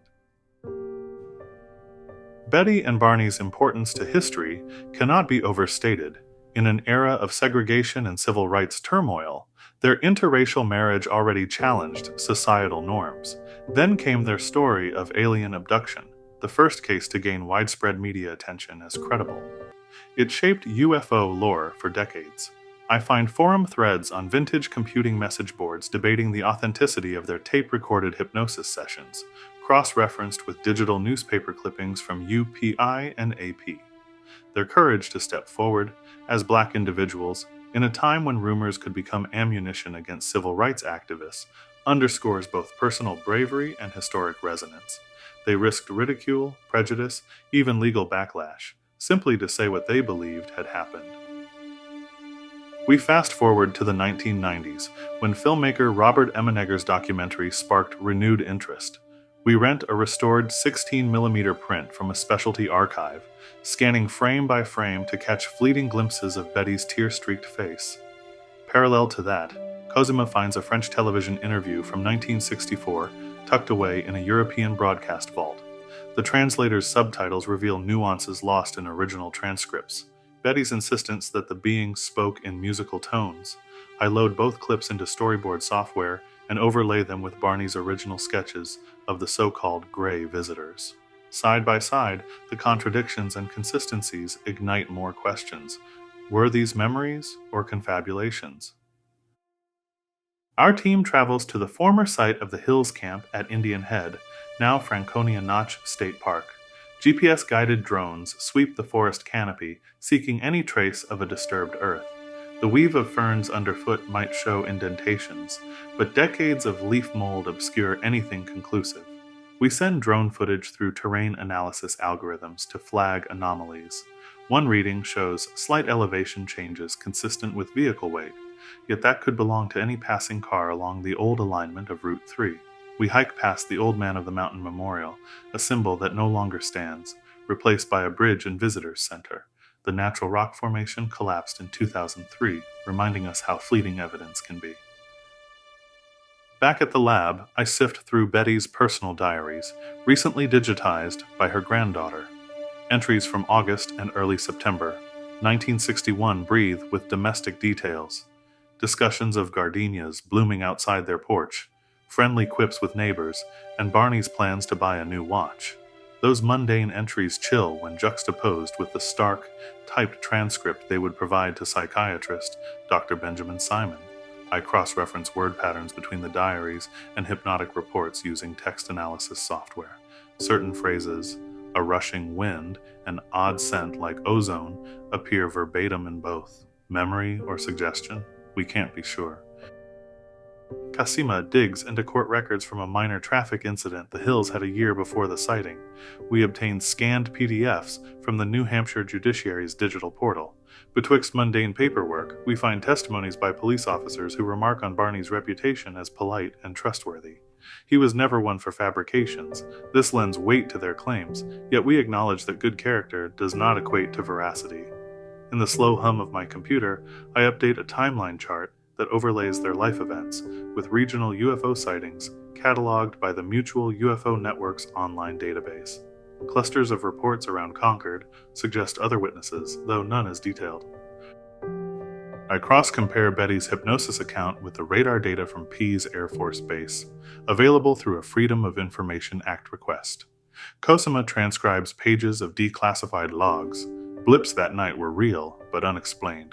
Airline pilots reported bright lights, and a Phillips 66 attendant recorded seeing big red and green spheres reflected on car hoods. Yet the official stance was dismissal. In a scanned memorandum, an officer notes that acknowledging an extraterrestrial craft could incite public panic. The Cold War backdrop looms large. Any UFO was easily conflated with Soviet technology. We consult physicists and aerospace engineers via video conference. Using modern simulation software, they attempt to recreate the Hills-described maneuvers. A craft's sudden stop, silent hovering, star-like lights shifting shape. The models can match some of it, but other elements violate known physical laws. The images flicker on our screens as Cosima annotates each inconsistency. The conclusion: either Betty and Barney witnessed something beyond present science, or their shared narrative wove an elaborate tapestry of subconscious belief. Amari examines the era's pop culture influences. Old episodes of The Twilight Zone, science fiction pulp magazines, and newspaper comic strips fill our digital library. Could the Hills have absorbed bits of popular lore? Betty had read Isaac Asimov's articles in Galaxy Science Fiction, yet there's a purity to their descriptions, no mention of classic sci-fi tropes like little green men or ray guns. Their beings had slanted eyes, a ribbed neck collar, and spoke in music. Uncanny. In a quiet moment, I reflect on the human element. Two people, hand in hand, frightened and vulnerable. The night sky opal and vast. They return to their lives forever altered. Letters between Betty and Barney after the incident show them seeking counseling, leaning on each other. They visited college campuses to speak to students, sharing cautionary tales of prejudice, the judgmental stares they endured when they told neighbors of their experience. Their story became a double-edged sword, alien contact on one side, racial tension on the other. We host a live webcast from the Hills' former home site. Now modernized, its clapboard siding painted fresh, but the sense of history lingers. Viewers send questions. Why did they choose hypnosis instead of a more scientific approach? Could the memory regression have implanted false details? We answer as best we can, acknowledging that our technology, though advanced, cannot unlock every secret. Some answers remain suspended like distant stars. In the end, Betty and Barney Hill's story resists any tidy conclusion. No artifact remains, no incontrovertible photograph surfaces. What endures is their courage to speak up in a time when silence was safer. They gave the world its first deeply human-alien encounter, etched into both UFO archives and the struggle for civil rights acknowledgement. Their legacy reminds us that mysteries are not always solved, but they teach us resilience, empathy, and a restless curiosity. We revisit our notes, cross-check every source, and still we stand in wonder. The night over New Hampshire retains its secrets, but through Betty and Barney's tale, we glimpse the boundless nature of human belief and the complexity of truth. They did not leave us with answers we can hold, but with a story that challenges us to keep looking upward and inward. And with that, I want to thank you for coming along with us as we explored Black History's mysteries.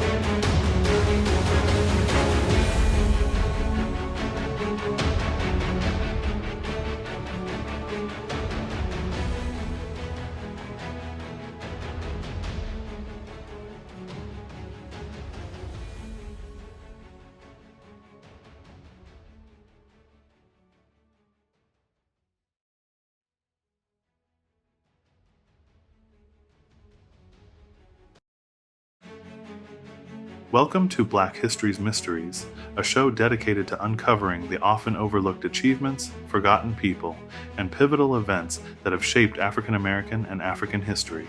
In each episode, we shine a light on the remarkable accomplishments and hidden stories that have been overshadowed by time. From the ingenious innovations of ancient African civilizations to the unsung heroes who defied the odds, we explore the rich tapestry of Black history that deserves recognition and celebration. Join us on this journey as we reveal the mysteries and marvels that continue to inspire and empower. Prepare to be enlightened by the stories that challenge conventional narratives and honor the legacy of those who paved the way.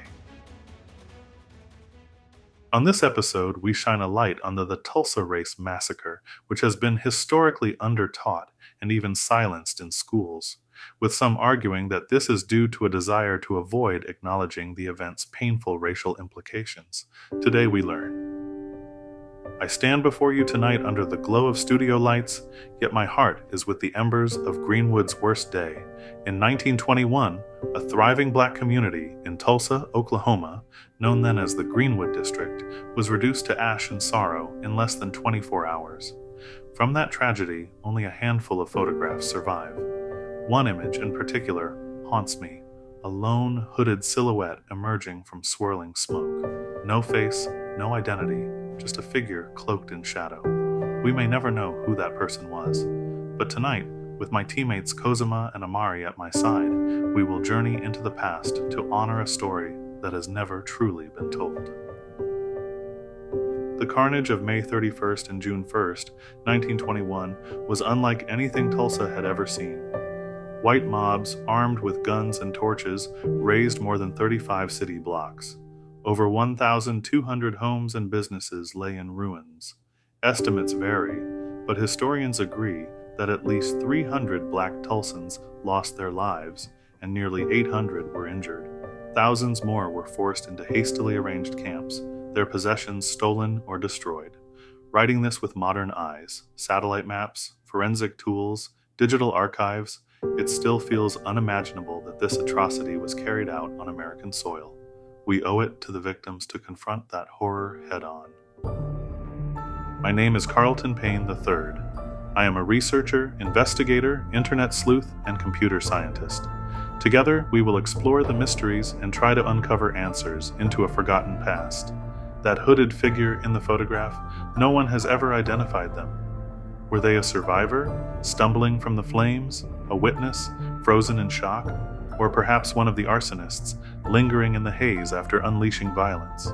Whoever they were, their presence can humanize a tragedy often reduced to statistics. In tracing that silhouette, we honor every life lost and every dream turned to rubble. Our expedition begins in present-day Tulsa, a city that has rebuilt itself in glass towers and renovated brick facades. Kozuma and I drive past the Greenwood Cultural Center, erected where once lay rows of black-owned shops. Amari is reviewing ground-penetrating radar scans inside the van. We cross Pine Street, its current name, once marked the southern edge of Greenwood's commercial heart. We breathe the same air that carried smoke a century ago, determined to reclaim the stories buried beneath concrete and forgetfulness. Back at the studio, Kozuma holds a high-resolution scan of that one haunting photograph. Through digital enhancement, the silhouette's cloak reveals texture, a heavy overcoat, buttons gleaming in the errant light. Yet the face remains an empty space, a void that invites projection.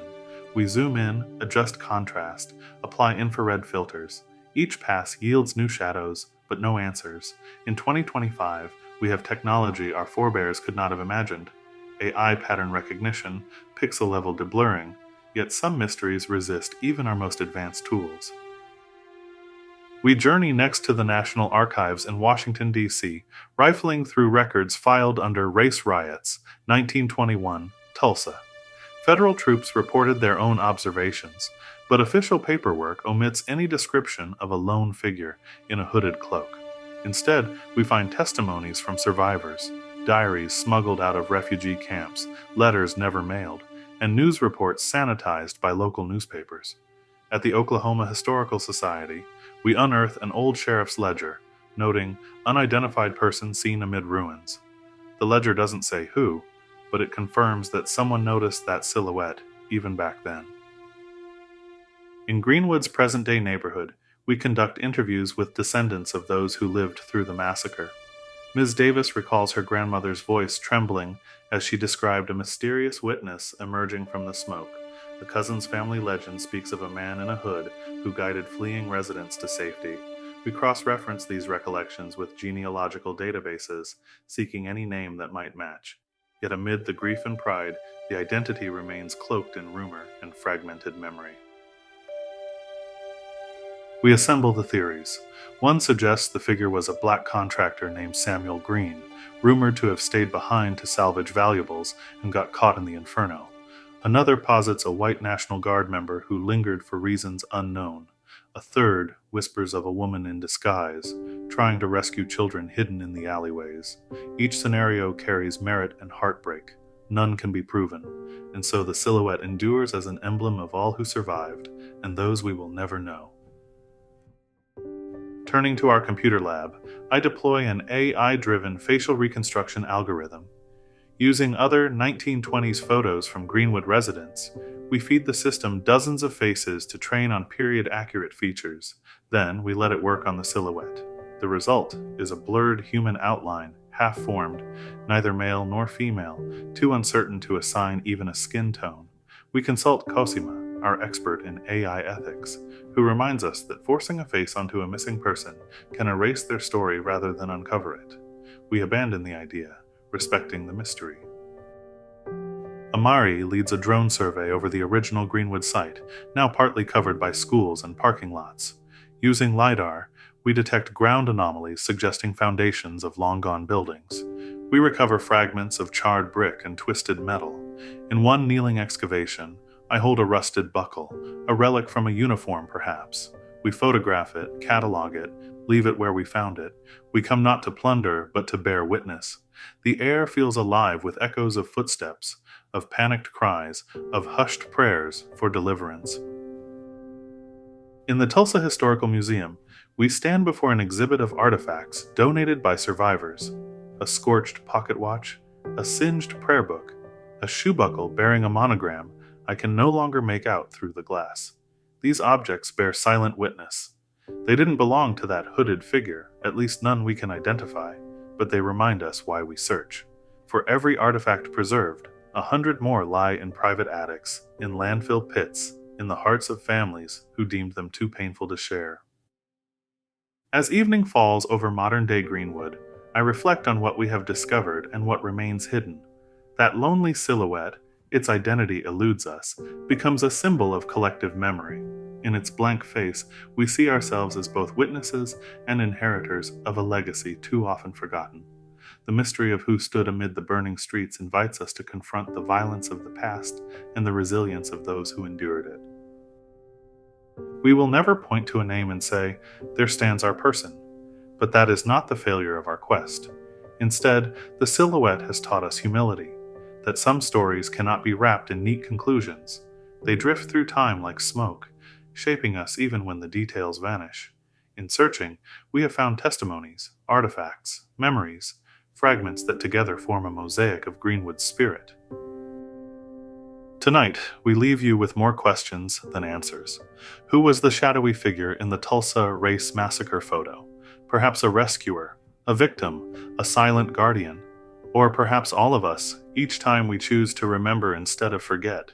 In our journey across archives, crime scene drones, and oral histories, we have honored that unknown person by refusing to let them fade into oblivion, and through that act of remembrance, we discover the enduring power of truth. The Tulsa Race Massacre was more than a singular event in 1921. It was an assault on dreams, on families, on a community that dared to thrive. Though the face of the person in that photograph remains hidden, their story resonates through time. As we piece together the horrors and the hopes of Greenwood, we carry forward a truth that belongs to us all, that memory matters, and so does justice.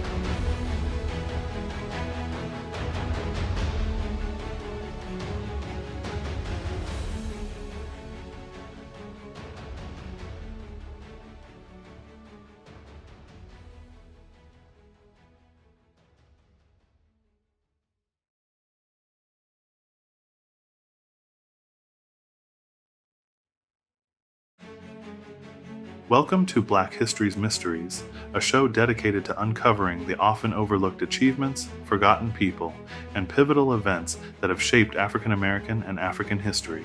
In each episode, we shine a light on the remarkable accomplishments and hidden stories that have been overshadowed by time. From the ingenious innovations of ancient African civilizations to the unsung heroes who defied the odds, we explore the rich tapestry of Black history that deserves recognition and celebration. Join us on this journey as we reveal the mysteries and marvels that continue to inspire and empower. Prepare to be enlightened by the stories that challenge conventional narratives and honor the legacy of those who paved the way. I stand before a dimly lit glass case in the British Museum, peering down at a single gold dinar stamped with Arabic script and a date that reads 1312. The coin gleams under the spotlight, yet the label tells only half its story.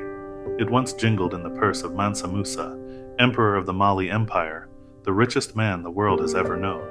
In 2025, decades of scholarship have traced fragments of Musa's extravagant pilgrimage to Mecca through these coins, scattered from Gao to Granada. Yet no one has yet mapped the full arc of his journey or understood how the flow of his gold reshaped economies from North Africa to the Mediterranean. Beside me, Cosima Reyes adjusts her camera's white balance. Amari Thompson consults her tablet, cross-referencing the coin's mint marks with trade logs from medieval Cairo. We have come not just to admire this artifact, but to chase the footprints of a king whose wealth became legend and mystery. My name is Carlton Payne III. I am a researcher, investigator, internet sleuth, and computer scientist. Together with Cosima Reyes and Amari Thompson, we will explore mysteries and try to uncover answers in a forgotten past. Cosima, an expert in West African oral traditions, can read the voices of griots hidden between lines in ancient tapestries.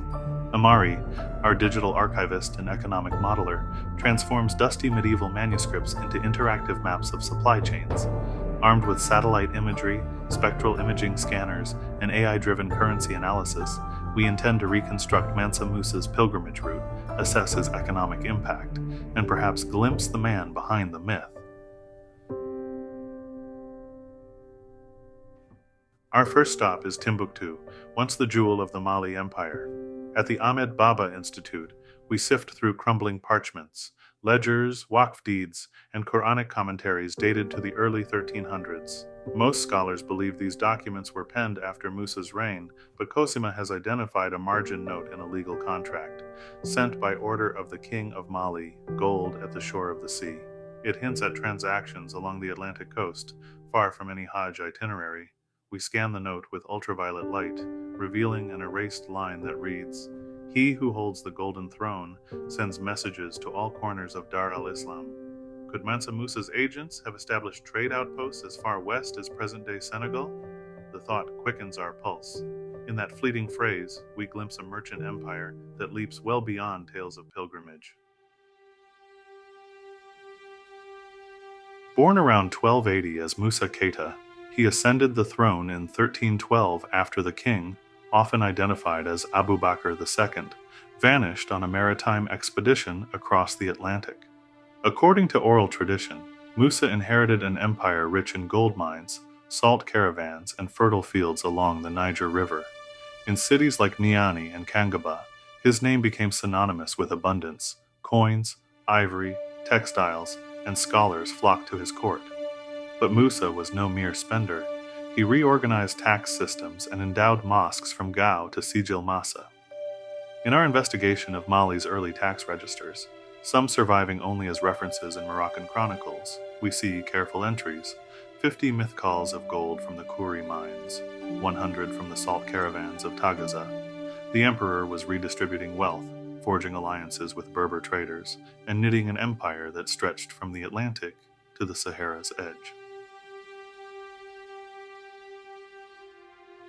In 1324, Mansa Musa embarked on the Hajj with a caravan rumored to number 60,000, including 12,000 slaves, 80 camels carrying 300 pounds of gold each, and scholars whose fame would outlive their era. We trace their path using a combination of medieval Mamluk court records in Cairo and architectural inscriptions at the Djinguereber Mosque in Timbuktu, which Musa had commissioned from Andalusian architects. Amari overlays these data points onto modern GPS coordinates, creating a digital trail across the Sahara. She sets her tablet to record desert waypoints, the oases of Tagaza, Bilma's salt pans, the sands of Bir al-Rayyan. In each node, we calculate how much gold was spent on provisions, gifts, and mosque endowments. The numbers dwarf anything we've seen in medieval Europe. Arriving in Cairo, Musa's caravan caused economic tremors. Contemporary Mamluk chronicler al-Makrizi writes of gold so abundant that its value fell. Cosima reads aloud from an unpublished manuscript in the National Library of Egypt. The markets overflowed with dinars. Prices soared for decades thereafter. We examine ledgers from the Karawiyan Waqf, noting the price of wheat doubling in just a few months. Using differential equations, Amari quantifies hyperinflation, a 25% drop in the gold-to-grain ratio by year's end. Yet the spike in wealth also financed construction of madrasas and public baths that still stand along the Nile. Here, Mansa Musa's generosity becomes tangible brick and stone. While Musa's gold dazzled Cairo, echoing ripples reached as far as Andalusia and Florence. We delve into the Medici archives in Florence, where a merchant's letter mentions a new strain of gold coins from Sudan, heavier than ours. The banker Pietro de' Medici fumbled a dinar in a counting house ledger dated 1325. We photograph the ledger page, tracing the coin's weight and purity against European standards. In Seville, Andalusian tax records list unfamiliar coinage alongside Nasrid dinars. European minters experimented with alloys, seeking to replicate Musa's gold. These traces show that one West African king's pilgrimage altered coinage practices across the Mediterranean world. Our greatest prize, we believe, lies in Cairo's Ibn Tulun Mosque Library, a 14th century work by Al-Umari, whose biography of Mansa Musa has never been published. The manuscript deteriorates behind locked glass. Requests for digital copies have gone unanswered. Amari negotiates remote access under new cultural heritage protocols. She will employ high-resolution multispectral imaging to capture fleeting ink traces. Weeks later, the data arrives. Amidst dense Arabic script, we find a passage that reads, "He, the Lion of Mali, filled the mosque with his gold, not for vanity, but to illuminate the Book of God." We translate line by line, unearthing details of Musa's coronation, his family ties, and his strategies for balancing power among feuding Tuareg confederations. It is the clearest contemporary narrative of his reign that the world has ever seen. To validate the route from Gao to Cairo, we deploy drone-mounted LiDAR across the Sahara's shifting dunes. Cosima identifies faint arteries of ancient caravan tracks, parallel lines carved into the desert by camel caravans over centuries. Amari processes terabytes of elevation data, isolating the most likely paths used in the 14th century. We overlay medieval waypoints drawn from merchants' itineraries with our radar-mapped tracks. The match is startling. At a site near the present-day border of Algeria and Niger, we detect an ovoid depression consistent with a water cistern, echoing a 1324 account of Musa's caravan stopping to repair broken wells. Here, sand and satellite unify to confirm an itinerary once known only in oral song. Back in Timbuktu, we visit the Sankore Madrasa, where Mansa Musa endowed scholarships that attracted scholars from across Islam. In the library's vaults, we examine manuscript colophons, notes by scribes acknowledging Musa's endowment. 11326 copy of Sahih al-Bukhari begins, "Copied in the reign of Al-Malik al-Mu'minin Mansa Musa, may God preserve him." The scribe's hand is elegant but weathered. We capture high-definition scans of each colophon, charting the geographic spread of Musa's patronage. He was not only a pilgrim and a spender, but a strategist of knowledge, forging intellectual networks from Fes to Mecca, from Cairo to Gao. Medieval Arabic geographers place Mansa Musa's tomb in Niani, the old capital of Mali, but its exact location remains buried under modern farmland. We embark on a geophysical survey, ground-penetrating radar, magnetometry, and resistivity imaging. For days, we grid the area around the supposed royal compound. At one point, radar picks up a rectilinear anomaly 30 meters beneath the surface, too large for a simple dwelling, too symmetrical for geological strata. We lower a robotic camera into a borehole, but sand cascades too quickly to allow clear visuals. The site could be his mausoleum, or it could be part of a royal palace long dismantled for bricks. Even modern science cannot fully unearth this forgotten tomb.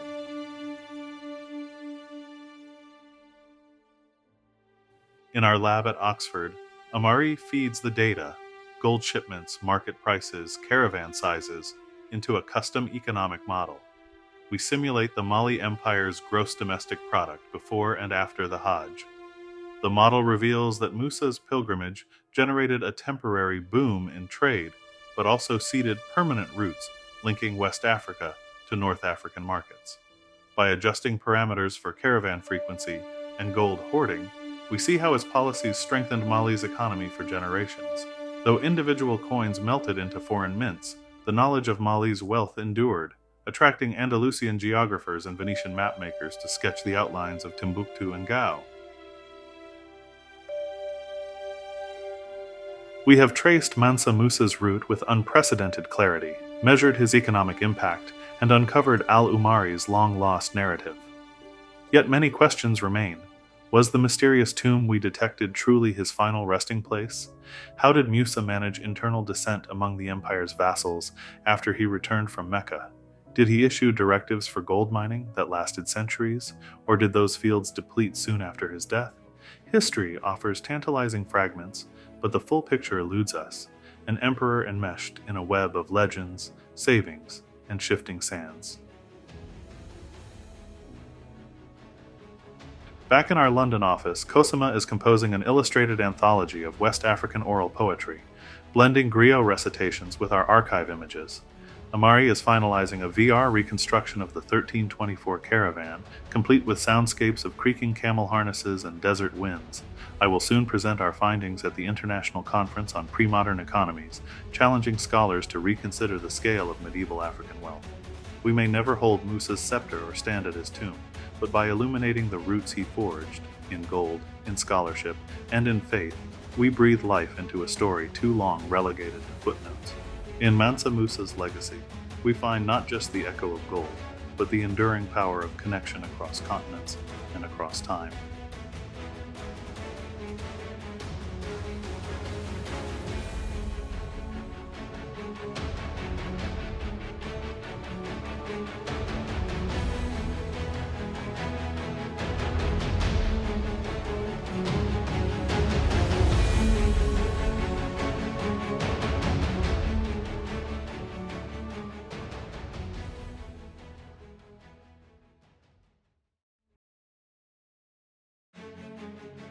Welcome to Black History's Mysteries, a show dedicated to uncovering the often overlooked achievements, forgotten people, and pivotal events that have shaped African American and African history.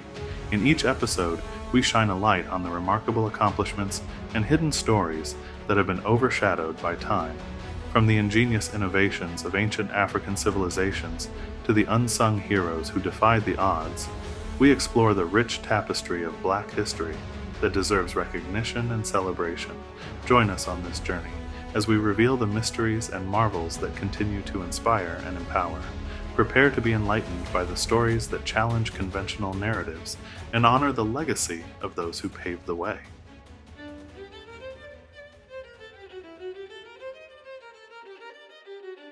On this episode, we shine a light on Joseph Philippe Lemercier Laroche, the only Black man on the ill-fated Titanic. From the waves that swallowed the grandest ship of its age emerges a quieter story, one that for a century has drifted in and out of memory. Beneath the legend of the Titanic lies a singular life, Joseph Philippe Lemercier Laroche, a young Haitian engineer who crossed oceans and expectations only to vanish in the North Atlantic. His name appears on a manifest, his portrait survives, but the texture of his days and the full measure of his promise remain layered in silence. Tonight we plunge into that silence, piece by piece, heart by heart, to illuminate a man whose voyage reached far beyond the hull of a sinking liner.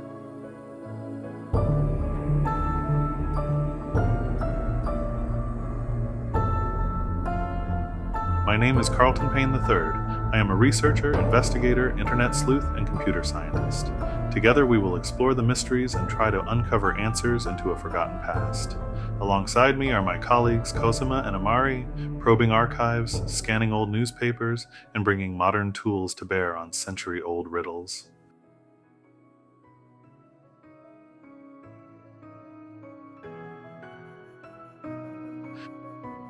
We begin at the National Maritime Museum in Southampton, present-day Solent, England, once the bustling port where Titanic took on passengers. Sorting through a microfilm reel of first-class rosters, my finger stops at a name that somehow seems out of place among dukes and industrial magnates.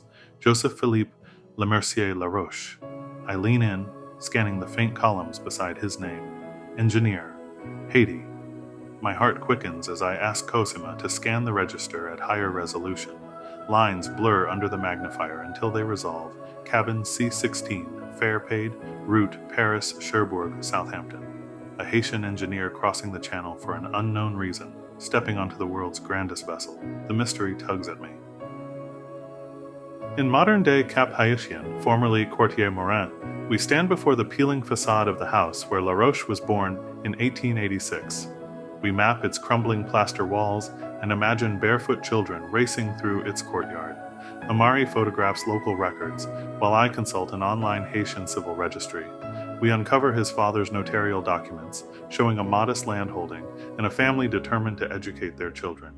Already, I sense how rare it was for a Haitian man to climb the stairway to École Centrale Paris in the early 1900s. His passage to France would have meant laboring through scholarship exams, transcending colonial stereotypes, an act of quiet rebellion long before he boarded the Titanic. Joseph Laroche's importance to history radiates from two intertwined truths. He was the only known black passenger on Titanic's maiden voyage, and he embodied the aspirations of Haitian independence. Haiti had thrown off colonial masters in 1804, yet its children still battled global prejudices. Laroche's presence aboard a mostly white liner signified the crosscurrents of race, class, and modernity. He carried credentials from one of France's most prestigious engineering schools, standing shoulder to shoulder with Europe's elite. His ticket was not simply a passage across the Atlantic.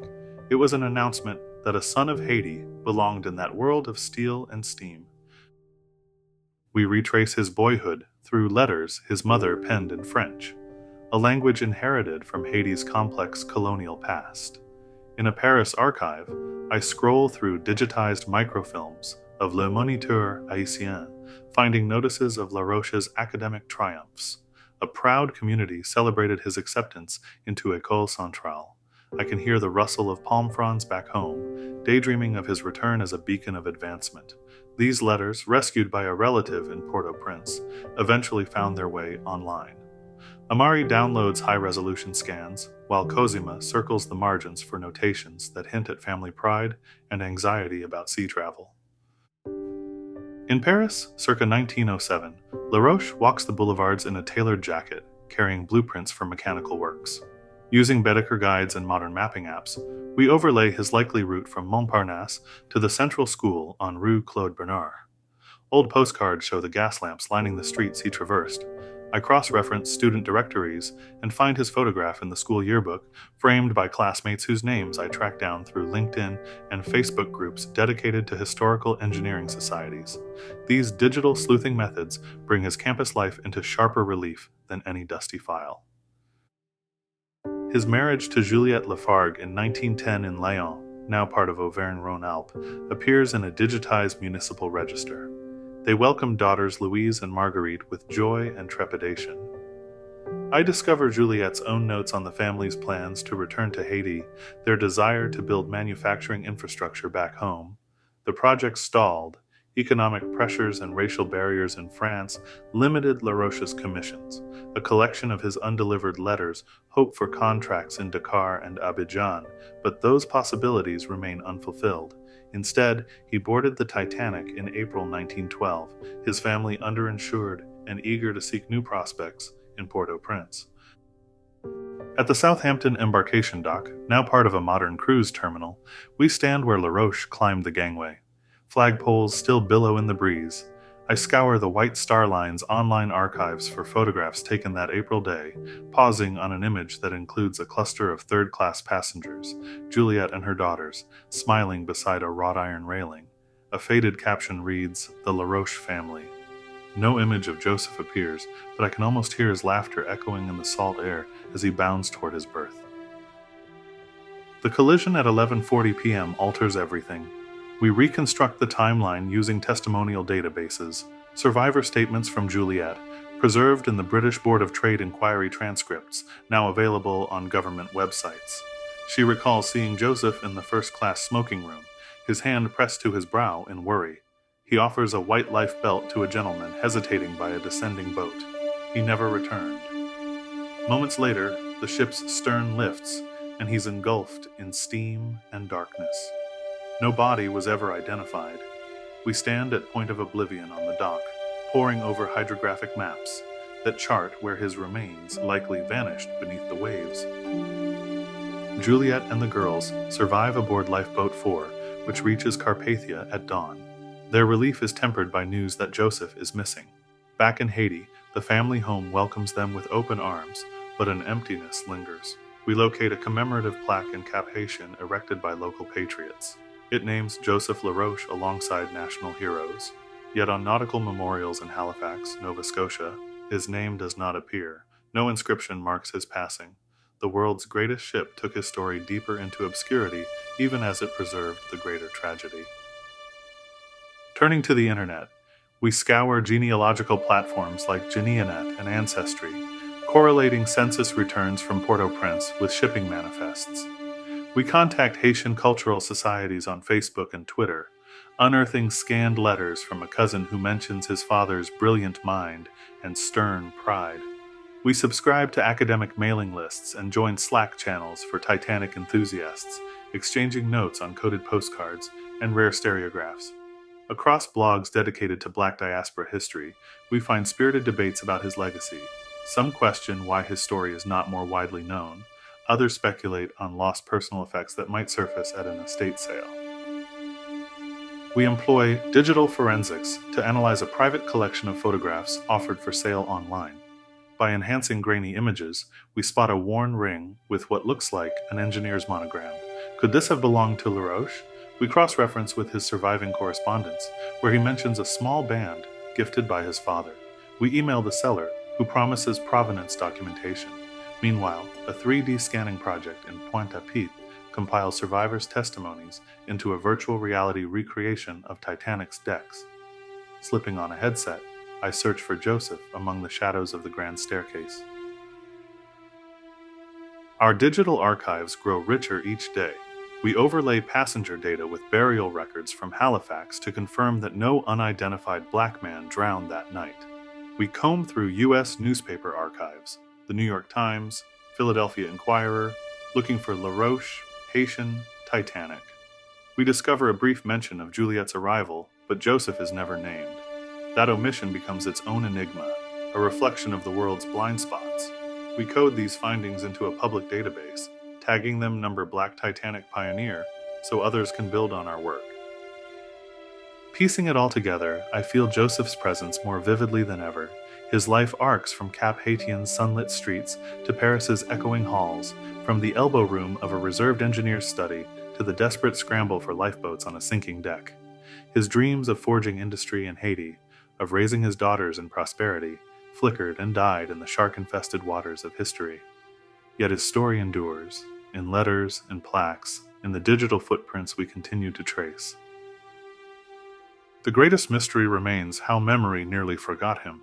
We have no personal diaries, no recorded lectures, no spoken interviews. The silence feels deliberate, as if the world refused to hear a Haitian engineer's voice above the roar of calfskin-clad magnates. But the gaps themselves teach us about the structures that sidelined him.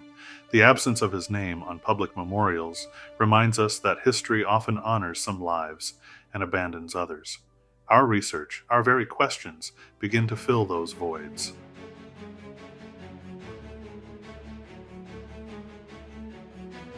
In the end, Joseph-Philippe Lemercier, LaRoche's voyage across the Atlantic becomes more than maritime lore. It stands as a testament to ambition shaped by colonial struggle, to a family torn between Europe and the Caribbean, and to the quiet heroism of a man whose own story deserves to be rescued from the deep. His legacy lives on in the curiosity that drives us, in the clicks of a mouse as we unlock old registers, and in every Haitian child who learns that they too can engineer wonders on the world's grandest stages. Joseph LaRoche teaches us that every life, no matter how briefly seen, ripples through history's currents. His crossing of those Atlantic waves reveals hidden intersections of race, technology, and global ambition, in the early 20th century. While the Titanic's Leviathan tragedy continues to fascinate, his singular presence reminds us to seek out the stories of those the record books nearly overlooked.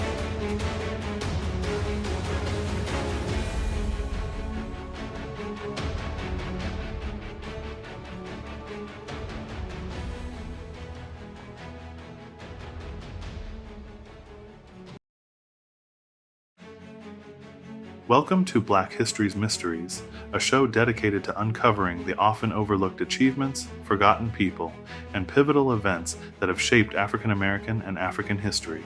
In each episode, we shine a light on the remarkable accomplishments and hidden stories that have been overshadowed by time. From the ingenious innovations of ancient African civilizations to the unsung heroes who defied the odds, we explore the rich tapestry of Black history that deserves recognition and celebration. Join us on this journey as we reveal the mysteries and marvels that continue to inspire and empower.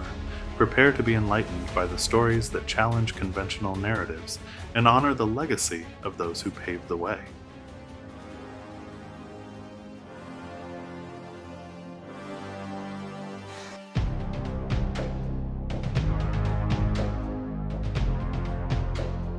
On this episode, we shine a light on Elijah J. McCoy, who revolutionized steam engine lubrication with his invention of the lubricating oil cup, which allowed trains to operate continuously without needing to stop for lubrication. In the early spring, a pale Michigan dawn stretches over Detroit's Corktown district.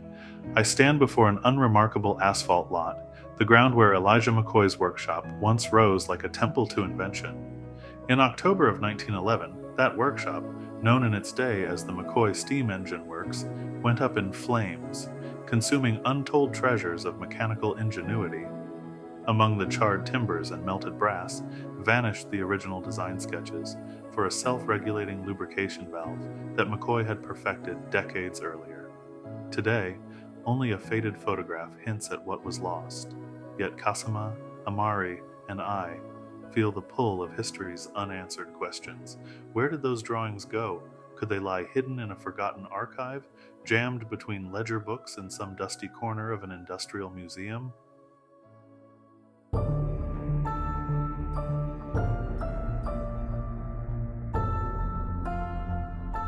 My name is Carlton Payne III. I am a researcher, investigator, internet sleuth, and computer scientist. Together, we will explore these mysteries and try to uncover answers into a forgotten past. I trace the outline of the old foundation, imagining the roar of steam engines and the hiss of oil in gleaming brass fittings. Brick walls once framed benches laden with calipers and protractors. I close my eyes and feel the heat of that catastrophic blaze read in the pages of the Detroit Free Press. Fire of unknown origin wipes out inventor's prized collection. The 1911 headline still sends a shiver through me. Kasima stands nearby with her tablet live streaming our every step. Amari consults drone footage of the site, but no matter how we scan the surface, the earth reveals no hint of buried crates or hidden safes. The silence of this lot presses on us like the unanswered riddles of McCoy's life. Crossing Woodward Avenue, I find myself at the Michigan Central Depot site, now owned by Ford. This was McCoy's closest rail link, the artery for shipping his inventions across the nation. In his day, he'd wheel prototypes onto freight cars bound for the Michigan Malleable Iron Company upstate. Today, a gleaming glass complex towers overhead, the words Ford Smart Factory emblazoned in chrome. Inside, engineers marvel at the computers that optimize assembly lines, oblivious to Elijah McCoy's original mechanism for automatic lubrication. I run my fingers along a restored section of rail, reminding myself that every modern machine that hums with efficiency stands on McCoy's shoulders, even if most engineers can't name him. Born in 1844 to parents who escaped slavery via the Underground Railroad, Elijah McCoy carried the weight of two worlds. From his early apprenticeship in Edinburgh learning mechanical engineering to his return to North America in 1868, he embodied perseverance. In Detroit, he married Grace Marr, raising 6 children in a modest home on Orleans Street, now part of a fading historic district. His fame rests on a single revolutionary device, the automatic lubricator for steam engines. With it, Locomotives and factory machines could be oiled continuously without pausing. The real McCoy, engineers would say, insisting on his genuine mechanism over cheap imitations. His importance to history cannot be overstated. He made industrial progress smoother, safer, and more reliable, accelerating America's rise as an industrial power.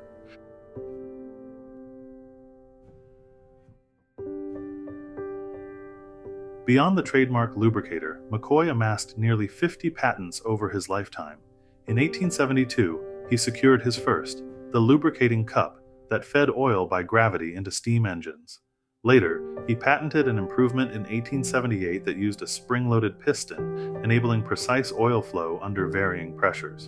In 1882 came his version of a steam engine injector, and by 1901 he'd refined the automatic valve into a self-regulating marvel. He did not stop there. In quieter moments, he sketched a fold-down ironing board to help his wife, Grace. He devised a portable lawn sprinkler for neighborhood gardens.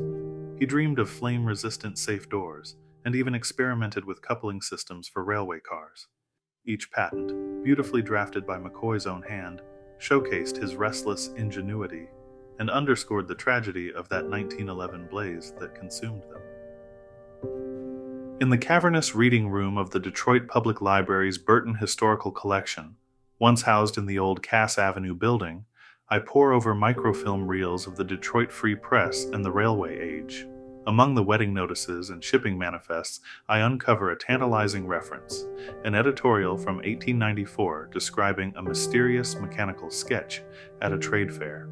The author marvels at a new lubrication valve said to anticipate the needs of the engine. Could this editorialist have glimpsed one of McCoy's original drawings? I enlarge the grainy print and study the line art. There, a coiled spring, a drip cap, a valve stem. So familiar, yet just out of focus. I snap a high-resolution photograph, hoping to sharpen the image later with digital filters. We move next to the National Archives Washington branch, known as Archives 1, but now overshadowed by the new Archives 2 in College Park, Maryland. There, the Patent Office's retired case files reside in fire-resistant vaults. I trace the path of McCoy's patents. Each file should contain a set of blueprints. Cassima pulls volume after volume from steel shelves, the scent of aging paper heavy in the air. But one cabinet drawer, marked Patents number 225,000 to 240,000, yields only typed descriptions and legal documents, no sketches. My heart sinks as I realize the originals may never have been returned after a fire in 1925 that ravaged half the collection. The paper trail abruptly stops when we reach McCoy's patent number 77,816, filed in November 1904. McCoy also filed patents in Canada. We journey to Gatineau's Library and Archives Canada, perched on the banks of the Ottawa River. In 2025, it stands fully digitized, yet many of its 19th century files remain in fragile handwritten ledgers. Among them, I find an entry for McCoy's 1903 Canadian patent on the lubrication device. The ledger contains a small, sketched flourish in McCoy's hand, 3 lines of a valve housing and a protective cover. It's tantalizingly close to the lost American drawings.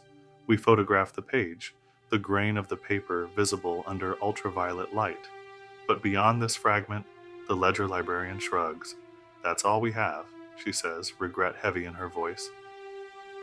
Returning to Michigan, we stand beneath the glass canopy of the Henry Ford Museum in Dearborn, formerly Greenfield Village's Edison Institute. Within these walls rest steam locomotives and antique engines once oiled by McCoy's devices. I trace my fingers along a restored Pullman sleeper, noting the lubrication ports where his automatic cups once sat. Amari captures every detail on her 360-degree scanner. Nearby, a placard names the real McCoy as the inventor, but no drawing accompanies the text. I wonder how many visitors pause to consider the man behind the machines, let alone his missing blueprints. Back at our Detroit headquarters, I immerse myself in circuits of servers and databases. Using image recognition algorithms, I cross-reference every mechanical sketch in digital archives nationwide.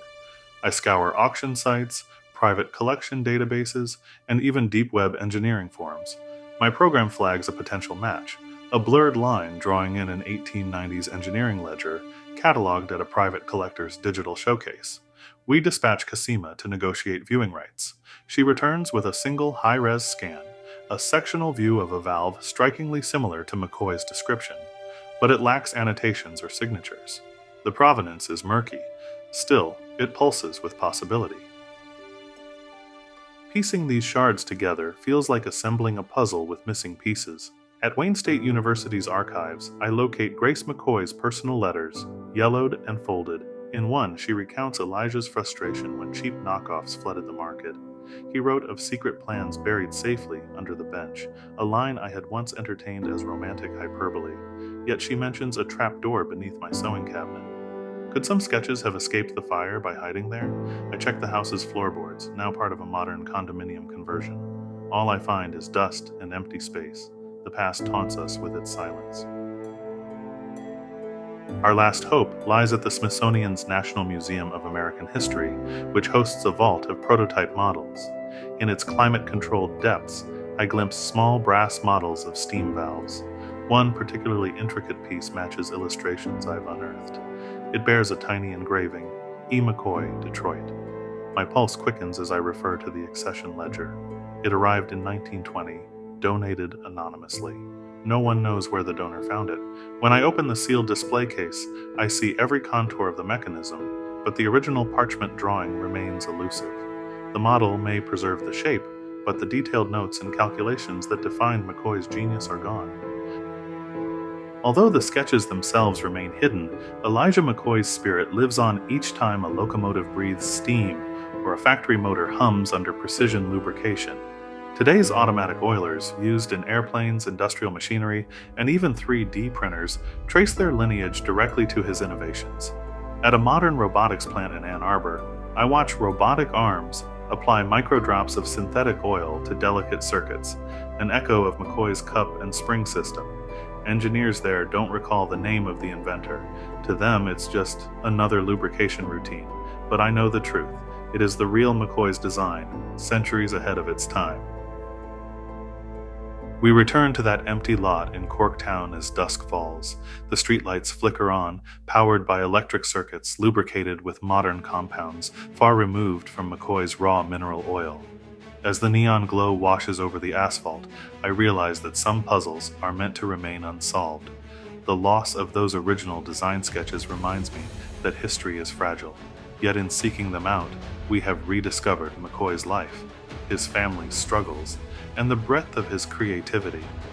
We may not hold the parchment blueprints, but we carry something more enduring, an understanding of a man whose inventions helped power a nation. And with that, I want to thank you for coming along with us as we explored Black history's mysteries.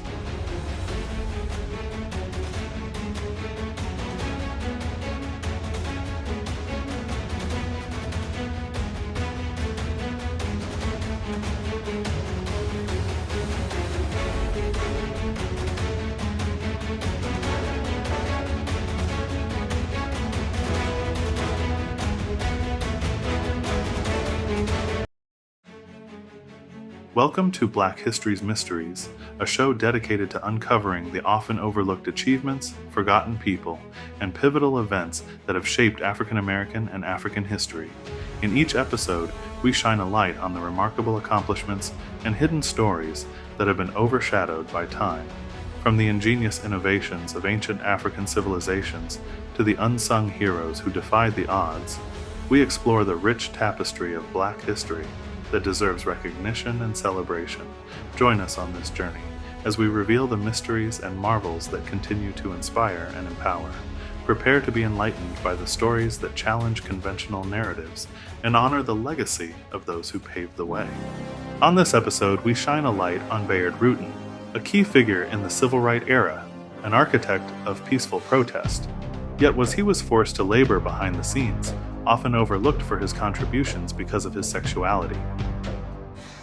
Tonight we follow the winding path of a man whose steady voice and tactical brilliance shaped the civil rights movement, yet whose story has often been cast into shadow. Bayard Rustin stood at the heart of America's fight for justice, organizing, strategizing, and dreaming of a world free from segregation and hatred. He was an architect of peaceful protest, a confidant to Dr. Martin Luther King Jr., and a beacon for nonviolent resistance. Yet his sexuality and outspoken pacifism forced him to labor behind the scenes, always pushing America toward its better self, even when the spotlight eluded him. My name is Carlton Payne III. I am a researcher, investigator, internet sleuth, and computer scientist. Tonight, alongside my colleagues Cosima and Amari, we will explore the mysteries that swirl around Bayard Rustin's life. We sift through digital archives, pore over yellowed letters, and trace the echoes of speeches that stirred a nation. What we seek is not a treasure of gold or a buried artifact, but the hidden contours of a life devoted to justice. We may not unearth every secret, but by the end of our journey, we will carry a deeper understanding of Bayard Rustin and his enduring legacy. I'm standing beneath the old brick walls of Rustin's childhood church in Westchester, Pennsylvania. As dawn's light filters through stained glass, I feel the weight of history in the pews where young Bayard first worshipped. Born into a Quaker family in 1912, his early years were shaped by a faith that prized equality and peace. Cosima and Amari and I examined digital scans of his father's handwritten journal, a record of strikes and workers' rights discussions that filled dinner table debates. It's here we sense the first stirrings of a mind that would challenge America's entrenched injustices. Our team pores over 1920s newspapers, noting advertisements for Quaker meeting houses and pacifist rallies. The gentle hum of archival scanners surrounds me as I read his own recollections, how elders taught him that every human bore the inner light. That belief would become his compass. I can almost hear young Bayard practicing speeches in the farmhouse garden, his voice carrying on the wind. It's impossible not to feel a swell of admiration for a boy so earnest, so determined to see the best in everyone. By the summer of 1930, Bayard has left Westchester and arrived in Harlem. In the sepia-toned photographs we find online, he looks poised, sharp-eyed against the electric buzz of Lenox Avenue. We use GIS tools to overlay his office on the modern map, once a hub for the Fellowship of Reconciliation. It was here he mentored students, organized sit-ins, and found his life's work. Amari fingers a crinkled pamphlet. War is not the answer. The slogan leaps off the page, as relevant now as it was then. Our research database pings as we uncover correspondence between Rustin and the labor leader, A. Philip Randolph. Through pixel-by-pixel forensic analysis, we confirm Rustin's handwritten postscript on a 1940 letter urging Randolph to march on Washington. I feel goosebumps as I read the bold, looping script. We cannot wait. This moment marked the birth of a protest planned to shake the foundations of power, long before others dared whisper such a thing. We huddle around a high-definition screen, replaying newsreel footage of the anticipated 1941 March on Washington. Government officials forced its cancellation, yet the idea persisted. Rustin's unyielding conviction transformed a canceled dream into a template for future demonstrations. As I watch the archival video, I sense the tension in his jaw, a blend of disappointment and fierce resolve. Even canceled, the protest left an imprint on the civil rights movement. In 1943, Rustin refused to register for the draft, citing his Quaker pacifism. Arrest records from the Department of Justice sit in our secure server. The scanned mugshots reveal a composed young man, unbowed. During his 2 years in prison, he forged alliances with future activists, refining the philosophy of nonviolence he would champion for decades. We compare his letters from jail with those written after. The clarity of his vision only deepens under confinement. By the mid-1950s, Dr. King and Rustin had become inseparable strategists. I lean over my keyboard, analyzing the transcripts of their meetings, now digitized from microfilm. Rustin's quiet, logistical brilliance gave shape to bus boycotts and marches. As I read King's notes, I see the deference he paid to Rustin's expertise. In that fragile southern hotel room, they sketched the blueprint of a movement that would armor itself with love and sit calmly in the face of hatred. In our reporters' notebooks, I find scribbles about negotiating permits, lining up buses, and recruiting pastors from coast to coast. This was Rustin's arena. In 2025, we reenact portions of these telephone calls through voice recognition AI, letting us hear fragments of weighty conversations. Keep the focus on jobs and freedom, he instructs in one decrypted message. The march unfolds as a crescendo, 250,000 souls converging at the Lincoln Memorial. Rustin's fingerprints are everywhere, but to the world, he remains the ghost conductor. Even at the height of success, Rustin's sexuality and early affiliations with leftist groups haunted him.